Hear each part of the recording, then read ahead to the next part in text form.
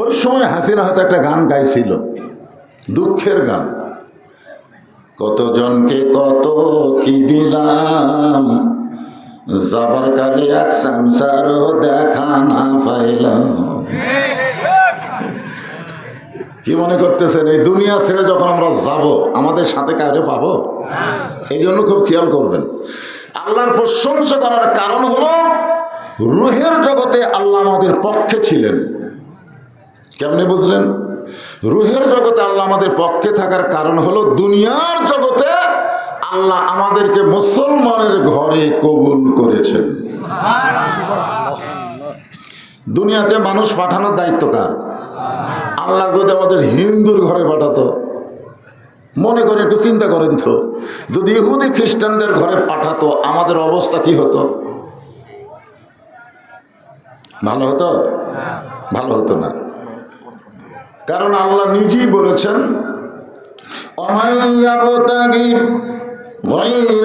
ইসলাম দীনান ফালান ইউকবালা মিনহু। আয়াতের বাংলা অর্থ হলো ইসলাম ছাড়া অন্য কোনো জীবন ব্যবস্থা, ধর্ম কেউ যদি গ্রহণ করে, আল্লাহ বলেছেন কখনোই কখনোই তা কবুল করা হবে না। ইমাম মালিক রহমতুল্লাহ আলাইহি এক ছাত্র প্রশ্ন করলেন, হুজুর, পৃথিবীর ভিতরে সর্বশ্রেষ্ঠ ধর্মের নাম কি? একটা ছাত্র হুজুরকে প্রশ্ন করলো যে, হুজুর, পৃথিবীর মধ্যে সর্বশ্রেষ্ঠ ধর্মের নাম কি? উনি উত্তরে বললেন, এরকম প্রশ্ন করা হলো কবিরা গুনাহ। কি গুনাহ? উত্তর দেওয়ার আগে প্রশ্ন করা সম্পর্কে বললেন, এরকম প্রশ্ন করাই হলো কবিরা গুনাহ। তো ছাত্র তো হতভম্ব হয়ে গেল। কারণ হলো একটাই মাত্র ধর্ম, তার নাম হলো ইসলাম। ইসলাম ছাড়া কোনো ধর্মই নাই। তাহলে আবার শ্রেষ্ঠ হওয়ার কথা আসে কেন? চার তরকারির মধ্যে কোন তরকারি ভালো? ঠিক কিনা বলেন? কয় তরকারি? চার তরকারি। গোস্তের তরকারি, দেশি মুরগির তরকারি, মাছের তরকারি, ডালঘাটি, এই চারটার মধ্যে ভালো কোনটা? এরকম মানুষ বলে না? তো বহু ধর্মের মধ্যে ভালো ধর্ম কোনটা? আসলে ধর্ম তো একটাই, ইন্নাদ দীনা ইনদাল্লাহিল ইসলাম। আল্লাহ দয়া করে, রহম করে এই মুসলমানের ঘরে আমাদেরকে কবুল করেছেন। খুশি না বেজার? আছেন আমার মুক্তার, আছেন আমার ব্যারিস্টার, সেই বিচারের হাইকোর্টেতে তিনি আমায় করবেন পার। আমি পাপী রাসূল জাবিন্দার। হাসিনার আদালতে আমরা জেল খাটছি। কার আদালত? বাংলাদেশে কিন্তু জজ কোর্ট, হাইকোর্ট, সুপ্রিম কোর্ট, এগুলো সবই হলো হাসিনার কোর্ট। যেরকম কার কোর্ট? কথা কন না কেন? 15.5 বছর কার কোর্ট? হাসিনার কোর্ট। এই কোর্টের মধ্যে উকিল যাও কিছু করতে পারেনি। হ্যাঁ, উকিলেরা যতই জেরা করুক কাম হয়নি। কিন্তু আল্লাহর কোর্ট যখন বসবে, ওই সময় আল্লাহ হাকিম হবে, আমরা আসামি হব। আর আমাদের নবী উকিল হয়ে, ব্যারিস্টার হয়ে আমাদের পক্ষে ওকালতি করে আমাদেরকে জামিন করে জান্নাতে পৌঁছায় দিবে। এমন নবীর উম্মত হওয়াতে খুশি না বেজার?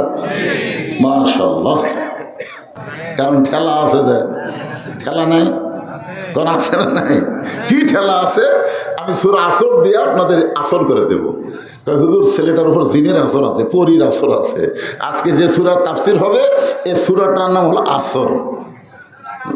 নাম কি? আসর শব্দের অর্থ হলো সময়। বর্তমান সময় কেমন চলতেছে? আপনাদের এই এলাকায় সময় কেমন? খুব ভালো।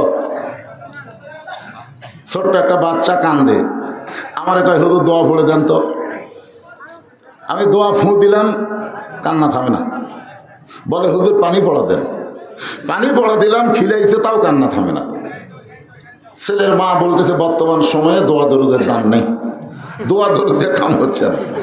এই সময়ে দোয়া দরুদ দিয়ে ফোঁফা দিয়ে আর কান্না থামতেছে না। মনটা খুবই খারাপ হলো।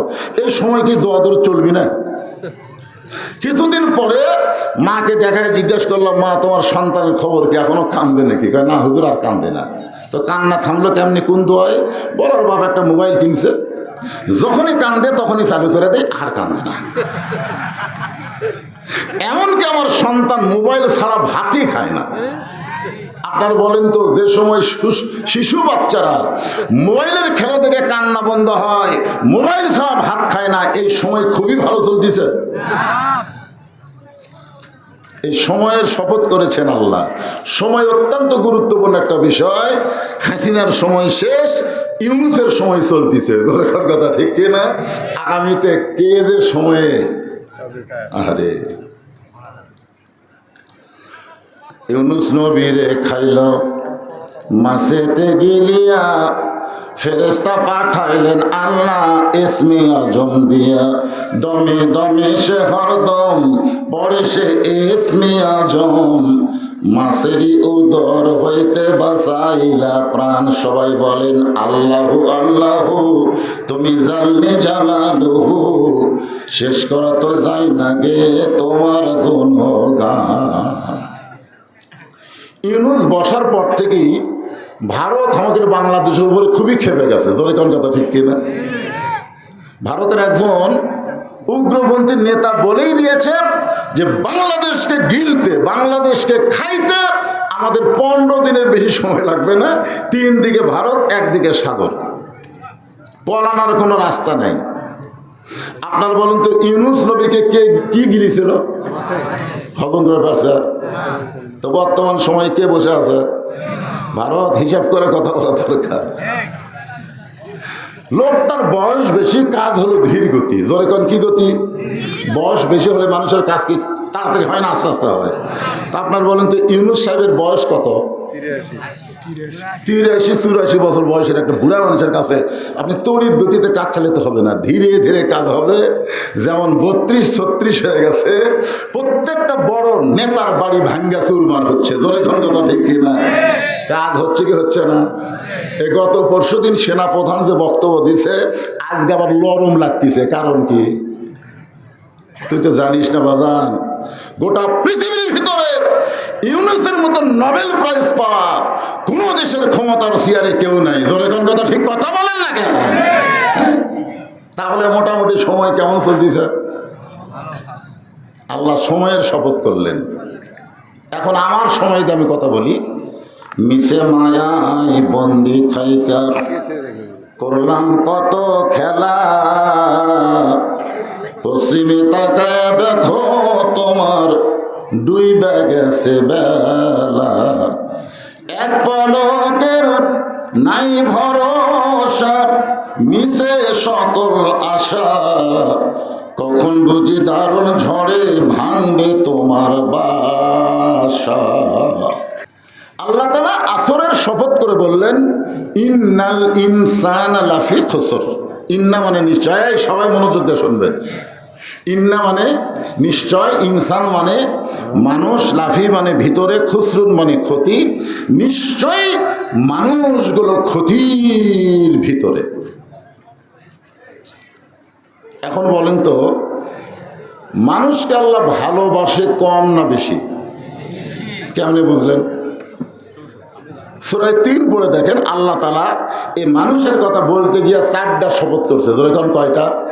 4টা শপথ করছে। ওয়াতিন ওয়াজাইতুন ওয়াতুরি সিনিন ওয়াহাযাল বালাদিল আমিন। এক একে করে শপথ করলো। 4টা শপথ করে আল্লাহ বললেন, লাকাদ খালাকনাল ইনসানা ফি আহসানি তাকবীর। সূরা আসরের তাফসীর শুনতে গেলে আপনাদের সবাইকে গুনগুন করে একটা গান গাওয়া লাগবে, না পারলেও হো হো করবেন, অসুবিধা নেই। সভাপতি সাহেব আপনিও করবেন।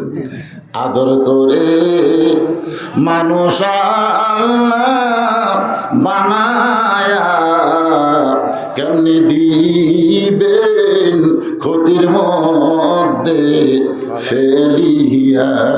এখন তো একবার শোনার পর একটু মনে হলো না? তাহলে এবার একটু বলেন। দেখেন তাফসীর খাক কয় কিভাবে আমাদেরকে আল্লাহ জান্নাত দিবে। এই জিনিসগুলো আজকে আপনাকে সরাসরি দেখাবো ইনশাআল্লাহ। সবাই বলেন, আদর করে মানুষ আল্লাহ বানায়া কেমনি দিবেন জাহান্নামে ফেলিয়া। হিসাব করে দেখেন তো আমরা জাহান্নামে যাব না? কারণ আমি হিসাব করে দেখছি বর্তমানে গোটা পৃথিবীতে 700 কোটি মানুষ আছে।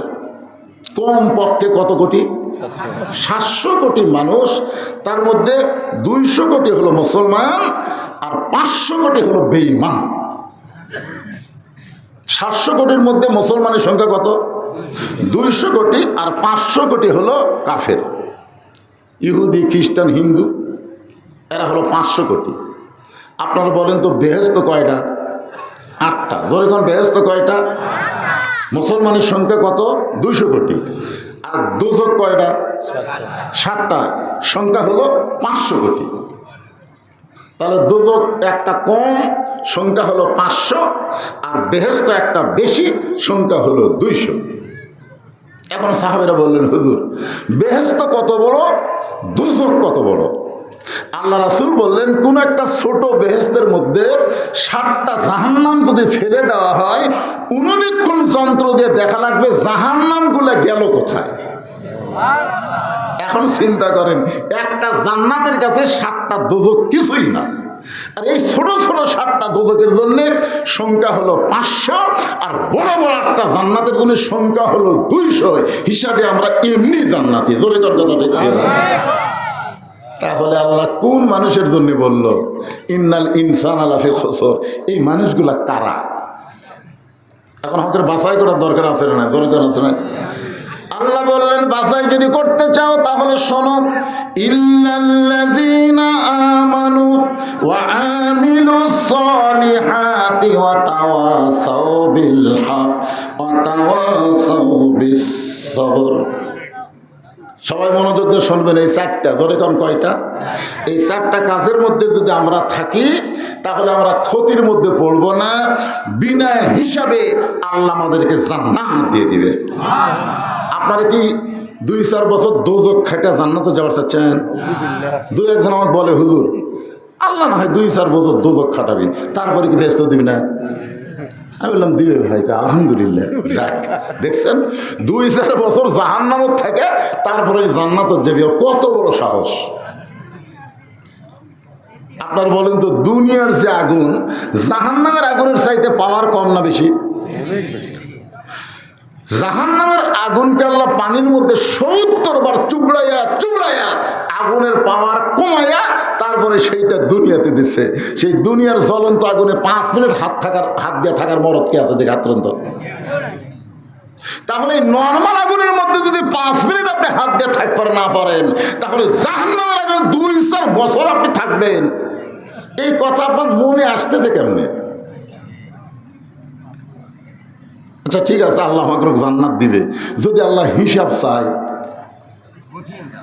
আপনার বলেন তো, হিসাব দিয়ে জান্নাতে যাওয়ার মতো মরদকে? তাহলে আমরা কি বলবো? জান্নাত তো চাই, আল্লাহ তোমার কাছে আমরা বিনা হিসাবে জান্নাত চাই। জোরে বলেন আমিন। বিনা হিসাবে জান্নাতে যাওয়া যায় কি না যায়, একটু আলোচনাটা মনোযোগ দিয়ে আপনাদের শোনা লাগবে।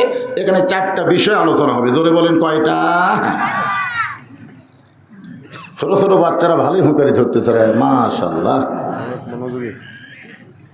তোমরাই তো দেশের ভবিষ্যৎ। বিএনপিরা যখন খালি কয় ঈদের পরে আন্দোলন হবে, খালি কয় ঈদের পর। আমরা মনে করছিলাম এদের ঈদ আর শেষ হবে না। জামাত ইসলাম যখন ঘরোয়া মিটিং অনলাইনে কথাবার্তা বলা শুরু করেছিল, আমরা সবাই মনে করেছিলাম হাসিনাকে নামানোর মতন কোনো মরদ নাই। জোরে কথা ঠিক কিনা? হাসিনা যখন বললো দেশ আমার বাপের, এদেশ আমার, কিন্তু মাশাআল্লাহ এই যে ছোট ছোট বাচ্চারা, কলিজার টুকরারা, ছাত্র জনতা এমন ভাবে বাতিলের বিরুদ্ধে হকের পক্ষে দাঁড়ায় গেল, জীবন দিয়ে দিয়ে বাংলাদেশকে তারা ফ্যাসিস্ট মুক্ত করলো। জোরে কথা ঠিক কিনা? কথা বলে কি দোয়া করবেন এদের জন্য? এদের কলিজার টুকরা যুবকদের দেখলে আমার প্রাণ ভরা যায়। বুড়াকের দিন শেষ, যুবকদের বাংলাদেশ। জোরে কথা ঠিক কিনা? হ্যাঁ, যুবকদেরই তো বাংলাদেশ। যুবকের একটা মনোযোগ দিয়ে শোনো বাজান, এ আজকের দিনই মনে হয় ওয়াজের শেষ দিন, আগামীকাল থেকে তারাবি শুরু হবে। জোরে কোন কথা ঠিক কিনা? আল্লাহ কোরআনে বলেছেন কুতিবা আলাইকুমুস সিয়াম কামা কুতিবা আলাল লাযিনা মিন ক্বাবলিকুম লাআল্লাকুম তাত্তাকুন। আমি পরে আলোচনা করব এটা। চারটা বিষয়ের মধ্যে এক নম্বর হলো ঈমান। এক নম্বর হলো ঈমান। ধরে বলে এক নম্বর কি? ঈমান যদি না থাকে কোনো আমল আল্লাহর দরবারে কবুল হবে না। যেমন নবীর চাচা আবু তালেব। আপনারা বলেন তো, নবীর চাচা আবু তালেব মানুষটা কেমন ছিল? মোটামুটি খুবই ভালো ছিল। আল্লাহ রাসূল নিজেই বলেছেন যে মায়ের পেটে থাকতে আমি এতিম হয়েছি, কিন্তু দুনিয়াতে আসার পরে আমি এতিম ছিলাম না। সাহাবারা বললেন, হুজুর মায়ের পেটে আপনি এতিম ছিলেন আর দুনিয়াতে আসার পরে এতিম ছিলেন না, এটা কেমন কথা? রাসূল বললেন, ভাগ্যগুণে এমন একটা চাচা পাইছিলাম যেই চাচা আমাকে এমনভাবে আদর সোহাগ করেছে, আমার যে বাবা নাই এটা আমি বুঝবারই পারিনি। অথচ এই মানুষটা ঈমান না থাকার কারণে জাহান্নামী হবে। চিন্তা করছেন? তাহলে এক নম্বর কি লাগবে? ঈমান। জোরে বলেন কি? এই ঈমানটা রাসূল বলেছেন ইকরার বিল লিসান, তাসদীক বিল জানান, আমল বিল আরকান। জবানে বলতে হবে লা ইলাহা ইল্লাল্লাহ, শুধু জবানের মধ্যে রাখলে হবে না, ওটা কলিজার মধ্যে জায়গা দেওয়া লাগবে। কলিজার মধ্যে যখন ঈমান যাবে ওই ছেলেটা আবু সাঈদ হবে। কলিজার মধ্যে যখন ঈমান যাবে ওই মানুষটা মৃত্যুকে পরোয়া করবে না, ঈমানটাকে রক্ষা করার জন্য হকের পক্ষে জীবন দেওয়ার জন্য দাঁড়িয়ে যাবে। জোরে করে কথা ঠিক কথা বলেন। তাসদীক বিল জানান। উকিল এসে বলতেছে কাশেম আলীকে, মীর কাশেম আলীকে, স্যার আজকে রাত 12টায় আপনার ফাঁসি হবে। মীর কাশেম আলী বলতেছে, উকিল এখন কয়টা বাজে? তাই রাত 9:30। মুসকে মুসকে হাসির ঘয়, এখন 2.5 ঘন্টা। ওহাতে বসে থাকা লাভ কি? আমি 2 ঘন্টা ঘুম পাড়ি, যদি সে এত না পাই তুমি আমার ডাক দিও। উকিল কয় মানুষ না পাগল রে, 2.5 ঘন্টা পর্দার ফাঁসি হবি তাই বলে 2 ঘন্টা ঘুম পাড়বি, মানে মৃত্যু কোনো পরোয়াই করতেছে না। উকিল মনে করতেছে ফাঁসির চিন্তায় হয়তো লোকটা পাগল হয়ে গেছে, মন খারাপ করে কন্ডেম সেল থেকে বের হয়ে গেছে। রাত যখন 11:30 বাজে আইসা দেখে মীর কাশেম আলী সাহেব নাক ডাকা ঘুম পাড়তেছে। উকিল কয় 8 ঘন্টা পর ফাঁসি হবে, আর এইভাবে ঘুম পাড়ে। পায়ের বুড়া আঙ্গুল লড়াইছে, লাভ দুটো বলতেছে, কে ভাই 12টা বাজছে? না স্যার এখন 8 ঘন্টা আছে। আলহামদুলিল্লাহ। ওযু করে 2 রাকাত সালাতুশ শুকর, আল্লাহ শুকরিয়া তান 2 রাকাত নামাজ পড়ে সূরা মুলক আর মুজাম্মিল তেলাওয়াত করে সুন্দর পাঞ্জাবি যেটা জেলের মধ্যে ছিল ওইটা পরে চিরুনি দিয়ে মাথা হাসরায় বলতেছে, উকিল আমারে কেমন লাগতেছে? উকিল কান্দার বলে, স্যার আপনার ফাঁসি হবে। মীর কাশেম আলী মুস্কি মুস্কি হাসের বলে, উকিল ফাঁসি হবে আমার, আর তুমি কেন কাঁদতেছো? তুমি কি জানো উকিল 2 ঘন্টা ঘুমের মধ্যে আল্লাহ পাক আমারে জানাই দিছে ফাঁসির মাধ্যমে 8টা জান্নাত আমাকে বরণ করার অপেক্ষা করতেছে। ওয়ালা তাকুলু লিমান ইউকতালু ফি সাবিলিল্লাহি আমওয়াতুন বাল আহইয়াউ ওয়ালাকিন লা তাশউরুন।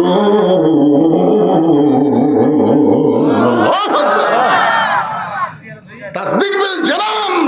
কলিজার মধ্যে যখন ঈমানের জায়গা হবে ওই মানুষটাকে জীবনের চাইতে ঈমানের গুরুত্ব বেশি দেওয়া দেখা যাবে। জোরে কোন কথা ঠিক কিনা? এখন আপনাদের কাছে আমার প্রশ্ন হলো, আপনাদের কাছে জীবনের দাম বেশি না ঈমানের দাম বেশি? এটা এমনি এমনি করলেন, পরীক্ষা হবে, কিন্তু পরীক্ষা হবে। আল্লাহ কোরআনে বলেছেন, আল্লাযী খালাকাল মাউতা ওয়াল হায়াতা লিয়াবলুয়াকুম আইয়ুকুম আহসানু আমালান ওয়া হুয়াল আজিজুল গফুর। মৃত্যু এবং হায়াত সৃষ্টি করছেন কে? লিয়াবলুয়াকুম, তোমাদেরকে পরীক্ষা করা হবে। আইয়ুকুম আহসানু আমালা, সুন্দর আমলের পরীক্ষা। বর্তমানে বাংলাদেশে আমরা দোয়া পড়ি, রব্বানা আতিনা ফিদ দুনিয়া হাসানা অফিল আখিরাতি হাসানা। এই আরবির বাংলা অর্থ জানেন? এই যারা দোয়া করেন এই অর্থ জানেন? জানেন না। এর বাংলা অর্থ হলো, আল্লাহ তুমি আমাদের দুনিয়াকে সুন্দর করে দাও, দুনিয়া সুন্দর না হলে আখিরাত কোনোদিন সুন্দর হবে? বর্তমানে বাংলাদেশ সুন্দর আছে? মানুষের তৈরি আইন দিয়ে আমরা চলার কারণে আমাদের চাল চরিত্র পশুর মতো হয়ে গেছে। আমি একবার রমজান মাসের আগে সৌদি আরবে গেছিলাম, ওখানে রোজার মাস ছিলাম। যে রমজানের চাঁদ উঠলো, ঘোষণা হয়ে গেল কোরআন নাজিলের মাস, আল্লাহ আবার আমাদেরকে দিয়ে দিলেন নিয়ামত স্বরূপ রহমত মাগফিরাত নাজাতের মাসের কারণে প্রত্যেকটা খাদ্য দ্রব্য, প্রয়োজনীয় দ্রব্য, তাদের দাম যা ছিল তার অর্ধেক করে দেওয়া হলো। যার দাম ছিল 10 টাকা, দাম হয়ে গেল 5 টাকা। দেখছেন কোরআনের চাঁদ উঠছে, দাম হয়ে গেছে অর্ধেক। সৌদি আরবে পুরোপুরি কোরআনের আইন নাই, মোটামুটি একটু আছে। আর সেইটা থাকার কারণেই প্রত্যেকটা নিত্য প্রয়োজন জিনিসের দাম যদি রমজান মাসের ওসিলায় অর্ধেক হয়ে যায়, আর আমাকে চাঁদ ওঠার সাথে সাথে, তার মানে কি বুঝতেছেন? রব্বানা আতিনা ফিদ দুনিয়া হাসানা, এই দুনিয়াকে সুন্দর করতে গেলে মানুষের তৈরি সংবিধান, মানুষের তৈরি আইন চলবে না, একমাত্র আল্লাহর কোরআনের আইন চালু করতে হবে। জোরে বলেন কথা ঠিক না? আইয়ুকুম আহসানু আমালা, সুন্দর আমল করতে গেলে সুন্দর একটা পরিবেশ লাগবে। সুন্দর একটা পরিবেশ যদি তৈরি করতে চান, সুন্দর একটা সমাজ লাগবে। সুন্দর একটা সমাজ যদি তৈরি করতে চান, তাহলে সুন্দর একটা রাষ্ট্র লাগবে। সুন্দর একটা রাষ্ট্র যদি তৈরি করতে চান, তাহলে সুন্দর একটা সংবিধান লাগবে। আমার হাতের দিকে তাকায় দেখেন, দেখতেছেন? দেখলেও সব আছে। আজকে দেখলাম এক বক্তা ওয়াজ করতেছে, কাবা শরীফের দিকে তাকাইলেই গুনাহ মাফ। কাবা শরীফের দিকে তাকাইলে গুনাহ মাফ না, আল্লাহর কোরআনের দিকে মহব্বত করে তাকালে আল্লাহ তাকে মাফ করে দিবে। সুবহানাল্লাহ বলেন। কারণ কাবার কোনো পাওয়ার নাই। কাবার দিকে তাকালে গুনাহ মাফ কেমনে হবে? মদিনা থেকে যখন রাসূল মক্কা বিজয়ের পরে মক্কায় আসলেন, কাবা ঘরের দরজা খুলে দেখে কাবা ঘরের মধ্যে 360টা মূর্তি কাফেরা ঢুকাই দিছে। এখান থেকে বোঝা গেল কাবা আল্লাহর ঘর হতে পারে, কিন্তু আল্লাহ নিরাপত্তার দায়িত্ব নেয় নাই। আর কোরআন আল্লাহর বাণী, নিরাপত্তার দায়িত্ব আল্লাহ নিজে নিয়েছে। ধরে কোন কথা ঠিক না? ইন্না নাহনু নাযালনা যিকরা ওয়া ইন্না লাহু লাহাফিজুন। কি এজন্য সবাই তাকায় দেখেন তো, চোখ টলটল করতেছে, দেখেন এ মালটা কি দেখেন। সুবহানাল্লাহ। আরে কোরআনের মাহফিলে আসি, কোরআনের ওয়াজ শুনি, পরের দিন আবাদ পুকুর গল্প করি। এই বছরে কোন বক্তার ওয়াজ সাটলো ভালো, কোন বক্তা কেমন ওয়াজ করলো, হায় কে সাটালো, কে কেমন করলো, কে টান কিভাবে দিল, এই গল্প চলবি না। আগামীকাল গল্প হবে আমরা বাংলার জমিনে জীবন থাকা অবস্থায় কোরআনের বিজয় দেখতে চাই। রাসূল বলেছেন, মান সাআলাল্লাহু তাআলা আশ-শাহাদাতা বিসিদকিন বাল্লাগাহুল্লাহু মানাজিলাশ শুহাদা ওয়া ইন মাতা আলা ফিরাশিহি, রাওয়াহুল বুখারী কিতাবুল মাগাজি। কোরআন বিজয়ের আন্দোলনে শাহাদাতের তামান্না কেউ যদি আল্লাহর জমিনে কোরআনের বিজয় চায়, ওয়া ইন মাতা আলা ফিরাশিহি, সে যদি নিজের বিছনায় মৃত্যুবরণ করে, বাল্লাগাহুল্লাহু মানাজিলাশ শুহাদা, হাসরের ময়দানে আল্লাহ তাকে শহীদদের কাতারে দাঁড় করায়া দিবে। এই জন্য একটা স্লোগান দিয়ে আবার আসরের আলোচনা শুরু হবে। বিরক্ত হচ্ছেন? আল কোরআনের আলো ঘরে ঘরে বাদ দেন তো, ওটা অ্যাঙ্গেলের স্লোগান। এখন ডাইরেক্টে হবে, কর পারবেন? হ্যাঁ, বিএনপি জাতীয় পার্টি এরা চিন্তা করতেছে কোরআন যদি সংসদ যায় তাহলে আমাকে নেতৃত্ব কেমনি চলবে ভাই। এই জন্য সংসদের কথা না কয়ে একটা অ্যাঙ্গেলে ডোজ দেন, সেটা হলো আল কোরআনের আলো সব জায়গায় জ্বালো। আপনার বলতে সব জায়গার মধ্যে সংসদ আছে না নাই? তাহলে ওরা আর এই করবি না। এই জন্য একটু ঢাইটা স্লোগান দেবেন। এ ভাই, কোনো দিকে তাকা থেকে না করে কোরআনের পক্ষে একটা স্লোগান দিবেন। এই কোরআনের সুপারিশ আল্লাহ আপনাকে জান্নাত দিয়ে দিবে। অসুবিধা আছে? আল কোরআনের আলো হলো না, এটা মরদ মানুষের স্লোগান হলো না। এর সাইডে জোরে পারবেন আপনারা? আল কোরআনের আলো, কোরআন হাদিস যেখানে, দুনিয়ার মুসলমান লিল্লাহে তাকবীর।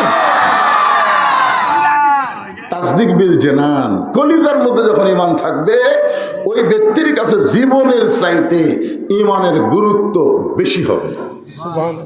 এরপরে রাসূল বললেন আমল বিল আরকান, ঈমানের ব্যাখ্যা হচ্ছে সূরা আসরের কয় বিষয়, তার মধ্যে ঈমানের ব্যাখ্যা হচ্ছে আমল বিল আরকান, ঈমান অনুযায়ী আমল করা লাগবে।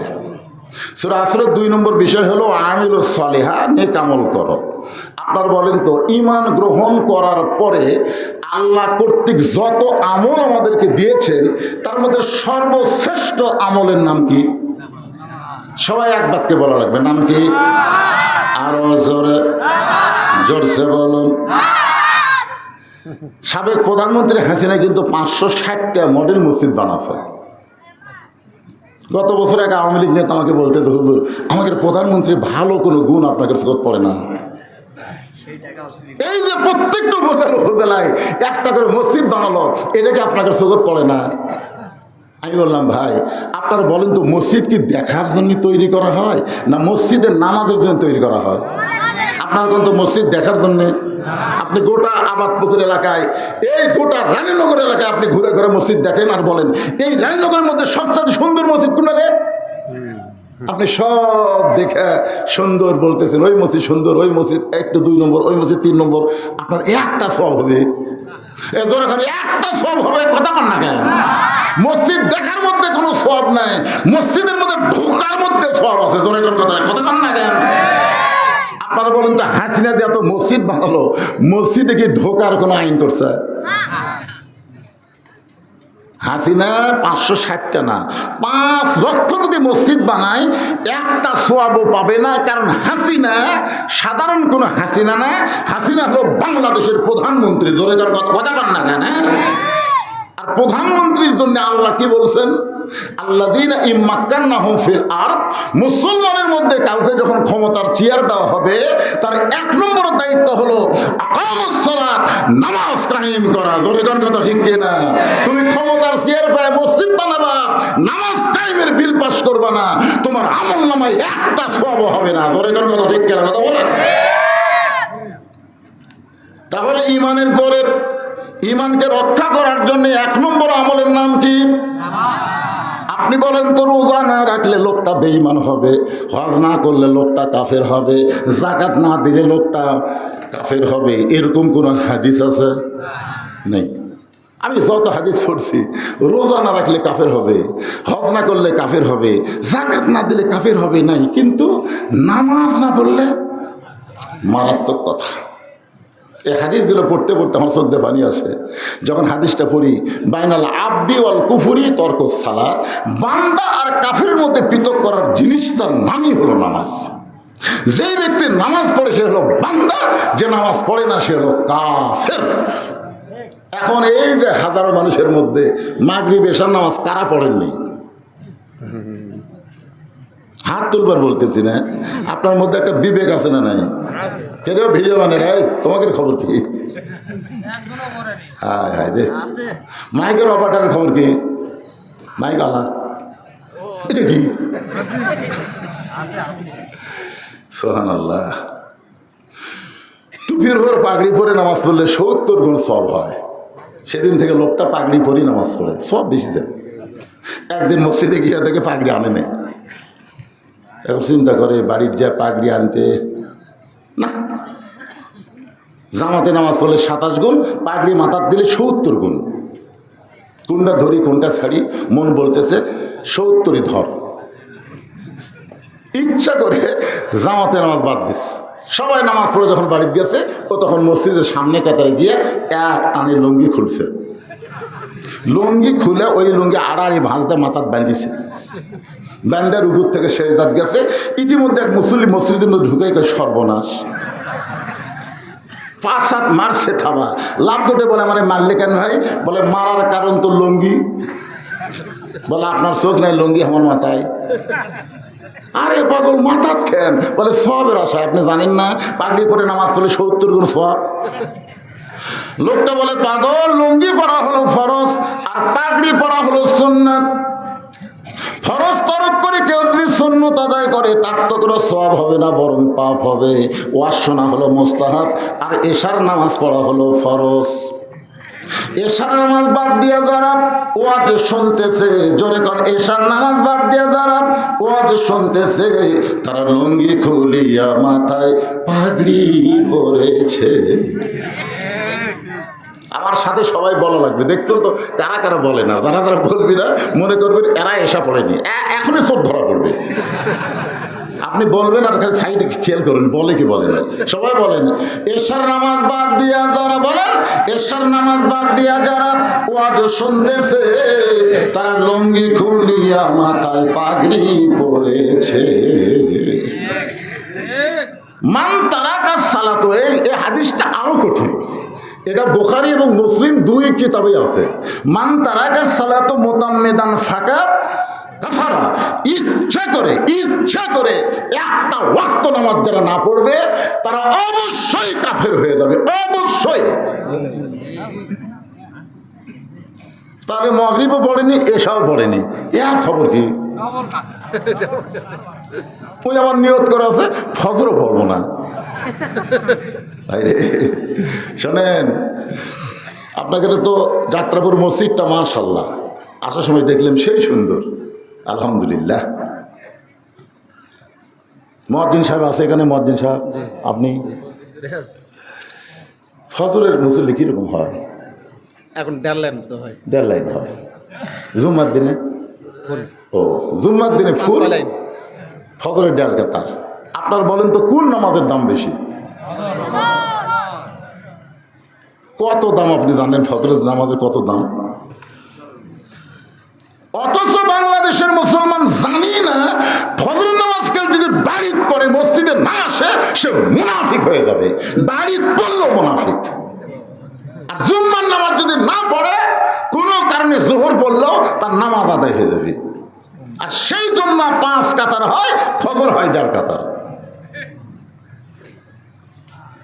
তার মানে আপনারা বিশ্বাস করবেন ফজরে যেইটুকু মুসল্লি হয় এইগুলো হল আসল মুসল্লি।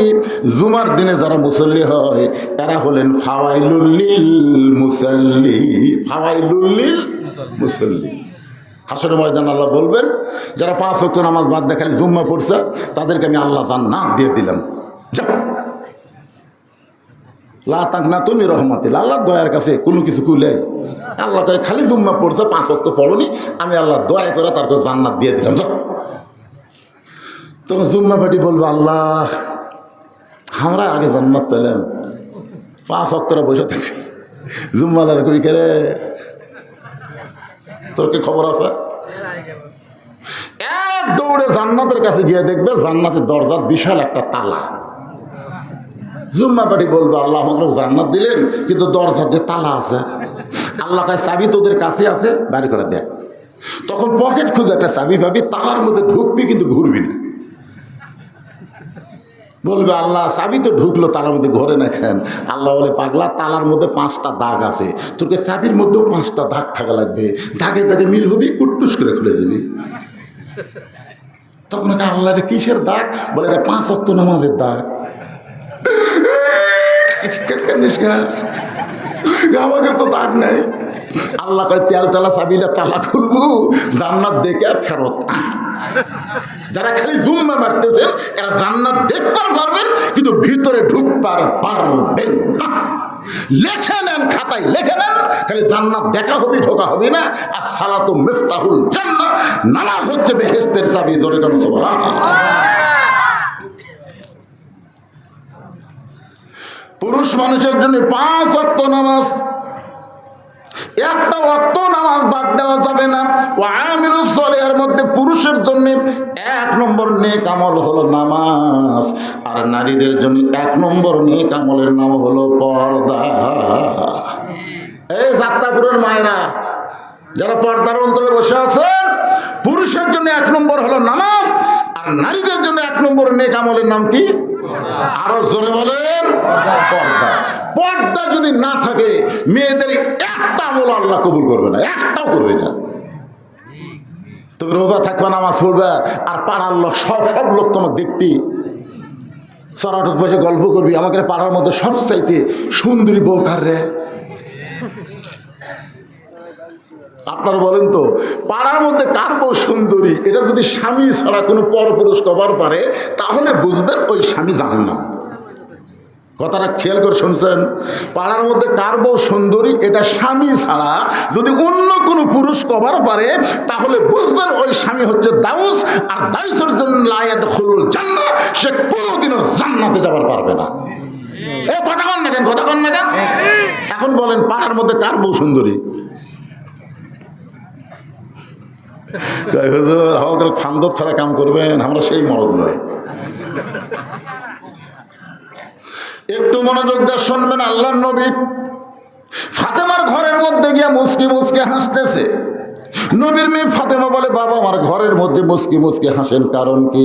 রাসূল বলে, ফাতেমা এই মুহূর্তে আল্লাহ পাক আমাকে জানাইল তুমি জান্নাতি নারীদের নেত্রী। সঙ্গে সঙ্গে ফাতেমা বাবার কাছে বসে বলে, বাবা আমি এমন কি আমল করলাম যে আমল করার কারণে আল্লাহ আমাকে জান্নাতি নারীদের নেত্রী বানাইলো? রাসূল বলে, ফাতেমা তোমার পর্দাকে আল্লাহ কবুল করে এরকম পুরস্কৃত আল্লাহ তোমাকে করে দিয়েছে। আল্লাহ দেখেছে তার বান্দীদের ভিতরে সবচাইতে পর্দানিশী যে, তার নাম হলো ফাতেমা। আল্লাহ তোমাকে জান্নাতি নারীদের নেত্রী বানায় দিবে। প্রত্যেক জুম্মার সানি খুতবায় ইমাম সাহেব আপনাদের শোনায়, সাইদাতুন নিসায়ে আহলে জান্নাহ ফাতেমাতুস জহুরা। আপনারা বলেন তো জহুরা মানে কি? আপনাদের জন্য না শোনা লাগলো, আমার মা বোনদের জন্য এরা শোনা দরকার। জোরে কোন কথা ঠিক কিনা? মাশাআল্লাহ। ফাতেমা যখন খুবই আনন্দ করতেছে, খুব আনন্দ, জান্নাতি নারীদের নেতৃত্ব। ইতিমধ্যে রাসূল বললেন, মা আর একটা খবর তোমাকে দিবার চাই, কিন্তু মন খারাপ করা চলবে না। ফাতেমা বললেন, বাবা আপনার কাছে কোনো খবর তো মন খারাপের নাই, তো বলেন তো সেই খবর কি? রাসূল বললেন, তুমি জান্নাতি নারীদের নেত্রী হলো, তোমার আগে একটা মেয়ে জান্নাতত যাবে। যেই কইছে তুমি জান্নাতি নারীদের নেত্রী হলে কি হবে, তোমার আগেও একটা মেয়ে জান্নাতত যাবে। সঙ্গে সঙ্গে ফাতেমা বলে, বাবা এটা আল্লাহর কেমন কথা? আমি জান্নাতের নেত্রী হলাম, আর আমার আগে একটা মেয়ে জান্নাতে যাবে। এই মেয়েটা কে গো বাবা, তার পরিচয় কি? রাসূল বলেন, ফাতেমা ওই যে একটা পাহাড় দেখতেছো? বলে, হ্যাঁ ওই পাহাড়ের পাশে একটা জঙ্গল, জঙ্গলের সামনে ছোট্ট একটা বাড়ি, ওই বাড়িটা হলো একটা কাঠুরিয়ার বাড়ি। ওই কাঠুরিয়ার বিবি জামিলাকে আল্লাহ তোমার আগে জান্নাত দিবে। আপনারা তো সুবহানাল্লাহ করেন, কিন্তু ফাতেমা সুবহানাল্লাহ না। ফাতেমা ছোট বাচ্চার মতো কান্দে বলে, বাবা সাধারণ একটা কাঠুরার বিবি জামিলা এমন কি আমল করলো বাবা, যে আমল করার কারণে আমার আগে আল্লাহ তাকে জান্নাত দিবে? আপনি একটু বলে দেন বাবা, আমিও সেই আমলটা করবার চাই, জান্নাতের নেত্রী হব, আর সবার আগে জান্নাতে যাব না, এটা আমার জন্য বড় বেমানানো হবে। রাসূল মুস্কি মুস্কি হাসে, জান্নাতের নেত্রী হবে, আবার সবার আগেও জান্নাতে যাবে। দরকার হলে যত কঠিন আমল হোক না কেন তারপরও করবে। ধরে কোন সুবহানাল্লাহ। রাসূল বলেন, ফাতেমা কোন আমলের কারণে কাঠুরার বিবি জামিলাকে আল্লাহ তোমার আগে জান্নাত দিবে এটা আমি বাবা বলতে পারবো না, তুমি তদন্ত করে জেনে নাও। আসরের নামাজের পরে ফাতেমা চুপি চুপি ওই কাঠুরার বউ জামিলার বাড়ির দরজায় গিয়ে বলে, জামিলা আমি নবীর মেয়ে ফাতেমা, মেহেরবানি করে একটু দরজা খোলো। জামিলা দরজায় ছোট বাচ্চার মতন কান্দে। ফাতেমা বলে, জামিলা কান্দার কারণ? বলে, আমার সারা জীবনের সাধনা একটা বার শুধু নবীর মেয়ে ফাতেমাকে দেখতে চাই। জামিলা বললেন, দরজা খুললেই দেখা হবে, কান্দার দরকার নাই। ফাতেমা বলতেছে, জামিলা দরজা খুললেই দেখা হবে, কান্দার দরকার নেই।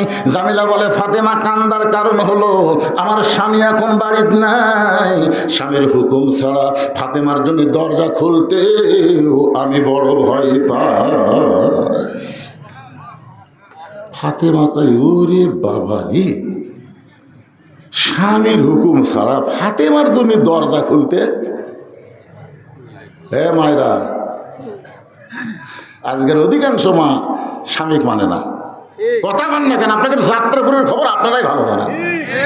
ওরে মোশন রে, খালি খালেদা হাসিনা প্রধানমন্ত্রী না, প্রত্যেকটা বাড়ি বাড়ি একটা করে প্রধানমন্ত্রী হচ্ছে। তোর এখানে কথা শিখিয়ে না, ওর বাপ, ওর ভাই, ওর বোন আলে দেখেন কি হারে করে, আর আপনার বাপ, আপনার ভাই, আপনার বোন আলে ওই ঘুম পাড়ায় সাপ পাত খালি জুতার লাগতে। তোর এখানে কথা ঠিক করে তোর বাপ মালে তুই এত করিস, আর আমার বাপ মালে তুই দেখতে পারিস না, ঘুম পারিস। বেশি কথা করলে কি গরম হয়ে যায়? জামিলা বললেন, ওগো নবীর মেয়ে ফাতেমা, আজকে আপনার জন্য আমি ঘরের দরজা খুলতে পারবো না, কারণ স্বামী আমার বাড়িতে নাই, স্বামীর হুকুম ছাড়া দরজা কেমনি খুলবো? তবে আজকের মতো আপনি ফেরত যান, আগামীকাল যদি এই সময় আসেন, আসা মাত্রই আমি দরজা খুলে দিব, কারণ রাতের বেলা স্বামীর কাছ থেকে আপনার জন্য দরজা খোলার হুকুম নিব। ফাতেমার আগ্রহ বেড়ে গেছে। যে মেয়েটা স্বামীর হুকুম ছাড়া ফাতেমার জন্য দরজা খোলে না, এই মেয়েটা আমার আগে কোন আমলের কারণে জান্নাতে যাবে, বাড়ির মধ্যে ঢুকে আমার দেখাই লাগবে। আপনার এখন আগ্রহ বাড়বে না কমবে?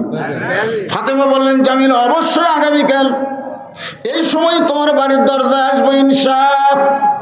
ফাতেমা চলে গেলেন। পরদিন বিকেল বেলায় যখন জামিলার বাড়ির দিকে রওনা দিয়েছে, এমন সময় ছোট্ট একটা বাচ্চা ফাতেমার সামনে দাঁড়ায় বলে, মা গতকাল বিকেল বেলা কোথায় গেছিলেন? আমি আপনাকে এত খুঁজলাম মা, আপনাকে কিন্তু বাড়িতে পাইলাম না, আজকেও চোরের মতন কোথায় যাবেন? আমি আপনার সঙ্গে যাবার চাই। ফাতেমা তাকায় দেখে এই বাচ্চার কেউ না, তার ছোট্ট ছেলের নাম হলো হোসাইন। হাসান হইলে বুঝান যাইতো, কিন্তু হোসেনকে বুঝান যাবে না। রাসূল বলেছেন, হাসান অবিকল আমি নবীর মতো, আর হোসাইন হলো একটু জেদি। এই জেদি হওয়ার কারণে ফাতেমা হোসেনকে সঙ্গে করে ওই জামিলার বাড়ির দরজায়। হোসেন বলতেছে, মা এই ভাঙ্গা বাড়ির মধ্যে এমন কি আছে মা? গতকাল আপনি আইছিলেন, আজকে আবার নতুন করে আইলেন, এই বাড়িতে এমন কি আছে মা? এই বাড়ির দরজায় কেন বারবার আপনি আসতেছেন? ফাতেমা বলে, জামিলা তুমি কি দরজা খুলবা না? জামিলা বলতেছে, 1 ঘন্টা হলে দাঁড়িয়ে আছি, আসা মাত্রই দরজা খুলে দেব। ফাতেমা বলে, তাহলে দরজা খুলে দাও। জামিলা কান্দারে বলে, ওগো নবীর মেয়ে ফাতেমা, মনে কষ্ট নেবেন না, কে যেন আপনাকে মা মা বলে ডাকতেছে, ওই ছোট্ট বাচ্চাকে নিয়ে যদি ঢুকতে চান, তাহলে আজকের মতো আপনি ফেরত যান। কারণ আমার স্বামী শুধু আপনার ব্যাপারে হুকুম দিয়েছে, আপনি একটা বাচ্চা নিয়ে আসবেন, এই কথা তো আমার স্বামীকে বলি নাই। আর স্বামীর হুকুম ছাড়া শুধু আপনি ঢুকতে পারবেন, কিন্তু আপনার বাচ্চাকে ঢুকতে দেওয়া যাবে না। সঙ্গে সঙ্গে হোসেন বলে, মা এই মেয়েটা অত্যন্ত খারাপ মেয়ে, যে মেয়েটা তোমার ছোট্ট হোসেনকে সঙ্গে করে বাড়িতে ঢুকতে দেয় না, এই মেয়ের চাইতে খারাপ মেয়ে দুনিয়াতে আর কেউ নাই। সঙ্গে সঙ্গে ফাতেমা হোসেনের মুখে হাত দিয়ে বলে, বাবা তুমি যাকে খারাপ মেয়ে বলতেছো, তোমার নানা বলেছে ওই মেয়েটা তোমার মায়ের আগে জান্নাতে যাবে। লিল্লাহে তাকবীর। তুমি যাকে খারাপ বলতেছো, তোমার নানা কি কয়? তোমার নানা কইছে ওই মেয়েটা তোমার মায়ের আগে জান্নাতে যাবে। সঙ্গে সঙ্গে হোসেন দৌড়ে গিয়ে মায়ের হাত ধরে বলল, মা তাহলে অজাতা এ জায়গায় ঘুরে লাভ কি, আসল জায়গায় যেতে হবে। আপনার বলেন তো, অজাতা আর আসল জায়গা কম বেশি আছে না নাই? অজাতা। আব্দুল আলী 1968 সালে দিনাজপুরের জেলা স্কুলে একটা গান গাইছিল, মনে বড় আশা ছিল যাব মদিনায়, সেই সময় আলেমরা ফতোয়া দিল, আব্দুল আলিম ভাই আপনি মূর্খ মানুষ তো, আপনার গানটা পাল্টান। আব্দুল আলিম বললেন কি বলা লাগবে? সমস্ত আলেমরা বলেন মনে বড় আশা ছিল যাব মক্কা মদিনায়। আপনি মক্কারে বাদ দিয়ে শুধু মদিনার কথা বলতেছেন। আব্দুল আলিম বলে আলেমরা শোনো, ওই মদিনার মানুষটাকে যদি কলিজার মধ্যে জায়গা দিবার পারো, ওই মদিনার মানুষটার সুন্নত আদর্শ যদি আমল করো, তাহলে শুধু মক্কা না, মক্কার মালিক আল্লাহ পর্যন্ত তোমার হয়ে যাবে। কুল কুল বলেন ইন কুনতুম তুহিব্বুনাল্লাহ ফাত্তাবিউনি ইউহিব্বুকুমুল্লাহ ওয়া ইয়াগফির লাকুম যুনুবাকুম ওয়াল্লাহু গফুরুর রহিম। আল্লাহু আকবার। আপনাদের কাছে আমার প্রশ্ন, সওয়াবের দিক দিয়ে মক্কা সওয়াব বেশি, মদিনার সওয়াব কম, কিন্তু দামের দিক দিয়ে কোনটা বেশি, মক্কা না মদিনা? এই কারোর মধ্যে কি দ্বিধাদ্বন্দ্ব হচ্ছে? এক বাক্যে বলেন, যেটাই বলেন মক্কা কোন নাই মদিনা কোন? সওয়াবের দিকটা মক্কা বেশি, 1 রাকাত নামাজ পড়লে 1,00,000 রাকাত নামাজের সওয়াব, কিন্তু দামের দিকটা মক্কা দামি না মদিনা দামি? সবাই দ্বিধা করতেছেন কে রে? আরে পাগলা, মদিনার মানুষটা যেখানেই যাবে সেটাই দামি হবে। জোরে কোন কথা ঠিক কি না? তোর পাহাড়ে ধুলি লাগিয়া মুসা নবীর সম্মান বেড়ে যায়, নূর নবীজির জুতার ধুলায়, নূর নবীজির জুতার ধুলায় আল্লাহর আরশ ধন্য। হোসেন বলতেছে মা ও জাকাত ঘুরে লাভ কি, চলো আসল জাকাত দেখা। মায়ের হাত ধরে টেনে নিয়ে গেছে নবীর কাছে। ফাতেমা বলতেছে বাবা আমার কোনো দোষ নেই, আমার কোনো দোষ নাই। প্রথম দিন আমি গেছি, স্বামীর হুকুম ছিল না বলে দরজা খোলেনি। দ্বিতীয় দিন দরজা খুলবে, কিন্তু এই সাথে থাকার কারণে দরজা খোলেনি। আমি দরকার হলে 10 বার যাব। কোন আমলের কারণে কাঠুরে বাবু জামিল আমার আগে জান্নাতে যাবে এটা আমাকে জানাই রাখবে, কিন্তু এই হোসাইন থাকার কারণে আজকে হলো না। হোসেন সাথে সাথে মায়ের হাত ছাড়ে দিয়ে দৌড়ে দেয়, নবীর হাত ধরে বলতেছে না না ইয়ার কি করো, আমার মা তুমি চিনো না? না, যেই মাকে তুমি কাঠুরের বউ জামিলার দরদাত পাঠায় দিয়েছো, আমার সেই মাকে তুমি চিনো? তোমার মা আমি না, দুনিয়ার কোনো মানুষ তাকে চিনে না, কিন্তু আমার মা ফাতেমা। বলো তো না, বলো তো আমার মা রে তুমি কি চেনো? না না, সন্তানের কাছে মায়ের চাইতে বড় আর দুনিয়াতে কেউ হয় না। না না, আমার মা ওই কাঠুরের বউ জামিলার দরজা দিয়ে অপমান হয়েছে। একদিন গেছে দরজা খোলে নাই, আমি সঙ্গে থাকার কারণে দরজা খুললো না। নানা রে তোমার যদি মা এরকম অপমান হতো, বলো তো নানা তোমার কেমন কষ্ট হতো? নানা রে আমার মাকে অপমানের হাত থেকে বাঁচাইয়া তোমার দরবারে নিয়ে আইছি না, কোন আমলের কারণে? ওই কাঠুরের বউ আমার মায়ের আগে জান্নাতে যাবে যতক্ষণ তুমি না বলবা এই যে তোমার হাত ধরছি না, আমি হোসাইন কোনো সময় ছাড়ব না। একটা সাধারণ কাঠুরের বউ জামিলা আমার মায়ের আগে কোন আমলের কারণে জান্নাতে যাবে এটা না বলা পর্যন্ত তোমার হাত আমি ছাড়বো না, কারণ তুমি তো মাকে চিনো না, আমি আমার মারে চিনি। জোরে কান সুবহানাল্লাহ। আপনারা আপনার মা করে চেনেন? চিনেন? মায়েরা ফোটা দুধের দাম কাটিয়া গায়েরই চাম, পায়ে জুতা বানাইল ঋণের শোধ হবে না, এমন দরদি ভবে কেউ হবে না আমার মা গো। কে রে ছেলেরা, কাকে মা বাঁচা আছে রে? গানটা খেয়াল করে শুনতেছে? যাকে মরে গেছে তাকে সব শেষ। 18 সালে আমার বাবা মারা গেছে, 2023 সালের ডিসেম্বরের 25 তারিখে মা মারা গেছে। সেই দিন থেকে আমি দেখতেছি দুনিয়াতে আমার কেউ নাই, সবার স্বার্থপর দেখা যায়, কিন্তু 2 জন মানুষ হলো নিঃস্বার্থ। দাঁত থাকতে মানুষ দাঁতের মূল্য দেয় না, চোখ থাকিতে মানুষ চোখের মূল্য বোঝে না। বাপ মা যতদিন জীবিত থাকে সন্তান বুঝতে পারে না, মরে গেলে বুঝতে পারে। মায়ের মতন আপন কেহ নাই রে দুনিয়ায়, মা জননী নাই রে যাহার এই দুনিয়ায় তাহার কেহ নাই, মায়ের মতন আপন কেহ নাই রে দুনিয়ায়। সঙ্গে সঙ্গে নবী ডাক দেয় আলী। হযরত আলী দৌড়ে এসে বলে ইয়া রাসূলুল্লাহ আমারে ডাকতেছেন কেন? নবী বলে আলী রে দেখো তোমার ছেলে হোসেন আমার হাতটা এমন হয়ে চাইবা ধরছে, আমি যতক্ষণ না বলবো ততক্ষণ আমার হাত ছাড়বে না। আলী বলতে যে হুজুর কি বলবার কয় হোসেন? বলে ওই কাঠুরের বউ জামিলা ফাতেমার আগে কোন আমলের কারণে জান্নাতে যাবে এটা আমাকে বলবার বলতেছে। আলী বলতেছে হোসেন খবরদার হাতটা দান ছাড়িস না, ধরছি হাতটা ছাড়িস না। রাসূল কয় কে আলী তুই আমার উকিল করার জন্য নিয়ে আসলাম আর তুই এসে আমার হাকিম হয়ে গেলি। আলী বলতে তো হুজুর মরদ মানুষকে আপনি বলেন যে আবু বকর 1 নম্বর, উমর 2 নম্বর, ওসমান 3 নম্বর, আলী 4 নম্বর। মরদ মানুষের কিছুই মনে হবে না, কারণ পুরুষ মানুষ বিশ্বাস করে জান্নাত পালি হলো। জোরে কোন কথা ঠিক কিনা? পুরুষের চিন্তা কি জান্নাত পালি হলো, কিন্তু মেয়ে মানুষ চলবে। ফাতেমা জান্নাতের নারী নেত্রী হলো, তাও তার মনের মধ্যে বেজার আমার আগে জান্নাতে যাবে। এই যে একটা হিংসা মেয়ে মানুষের মধ্যে জান্নাত থেকে শুরু হচ্ছে। জোরে কোন জায়গা থেকে শুরু হচ্ছে? কথা কন না কেন? আপনারা বলেন তো আমাদের বাংলাদেশত খালেদার হাসিনার মধ্যে যে হিংসা আমরা দেখছি অন্য কোনো মরদের মধ্যে এরকম হিংসা আছে? কথা কন না কেন ভাই?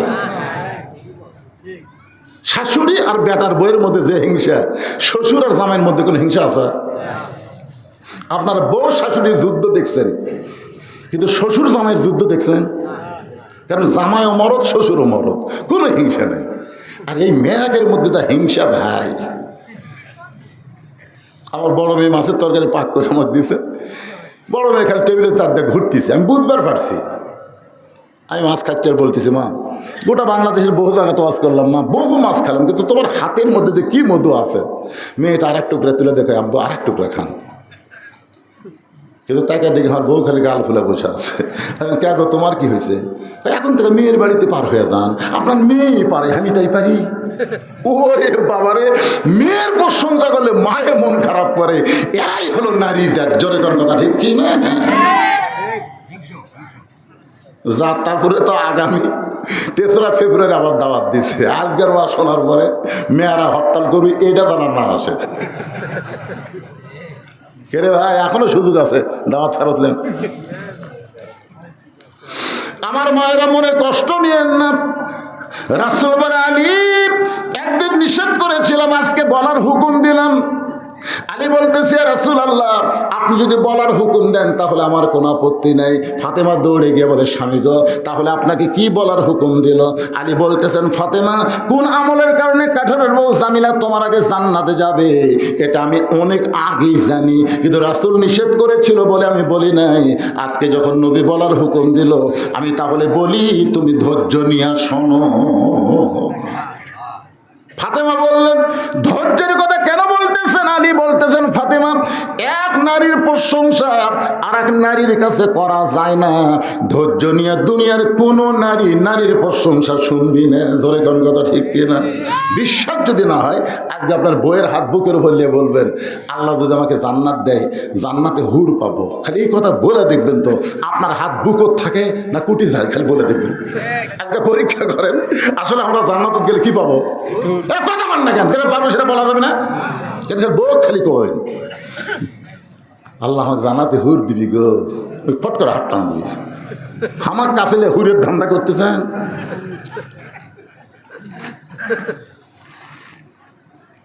ফাতেমাকে আলী বলতেছে একটু ধৈর্য ধারণ করা লাগবে, কারণ কোন আমলের কারণে ওই কাঠুরের বউ তোমার আগে জান্নাতে যাবে এটা শুনবার গেলে ধৈর্য ধারণের দরকার আছে না নাই?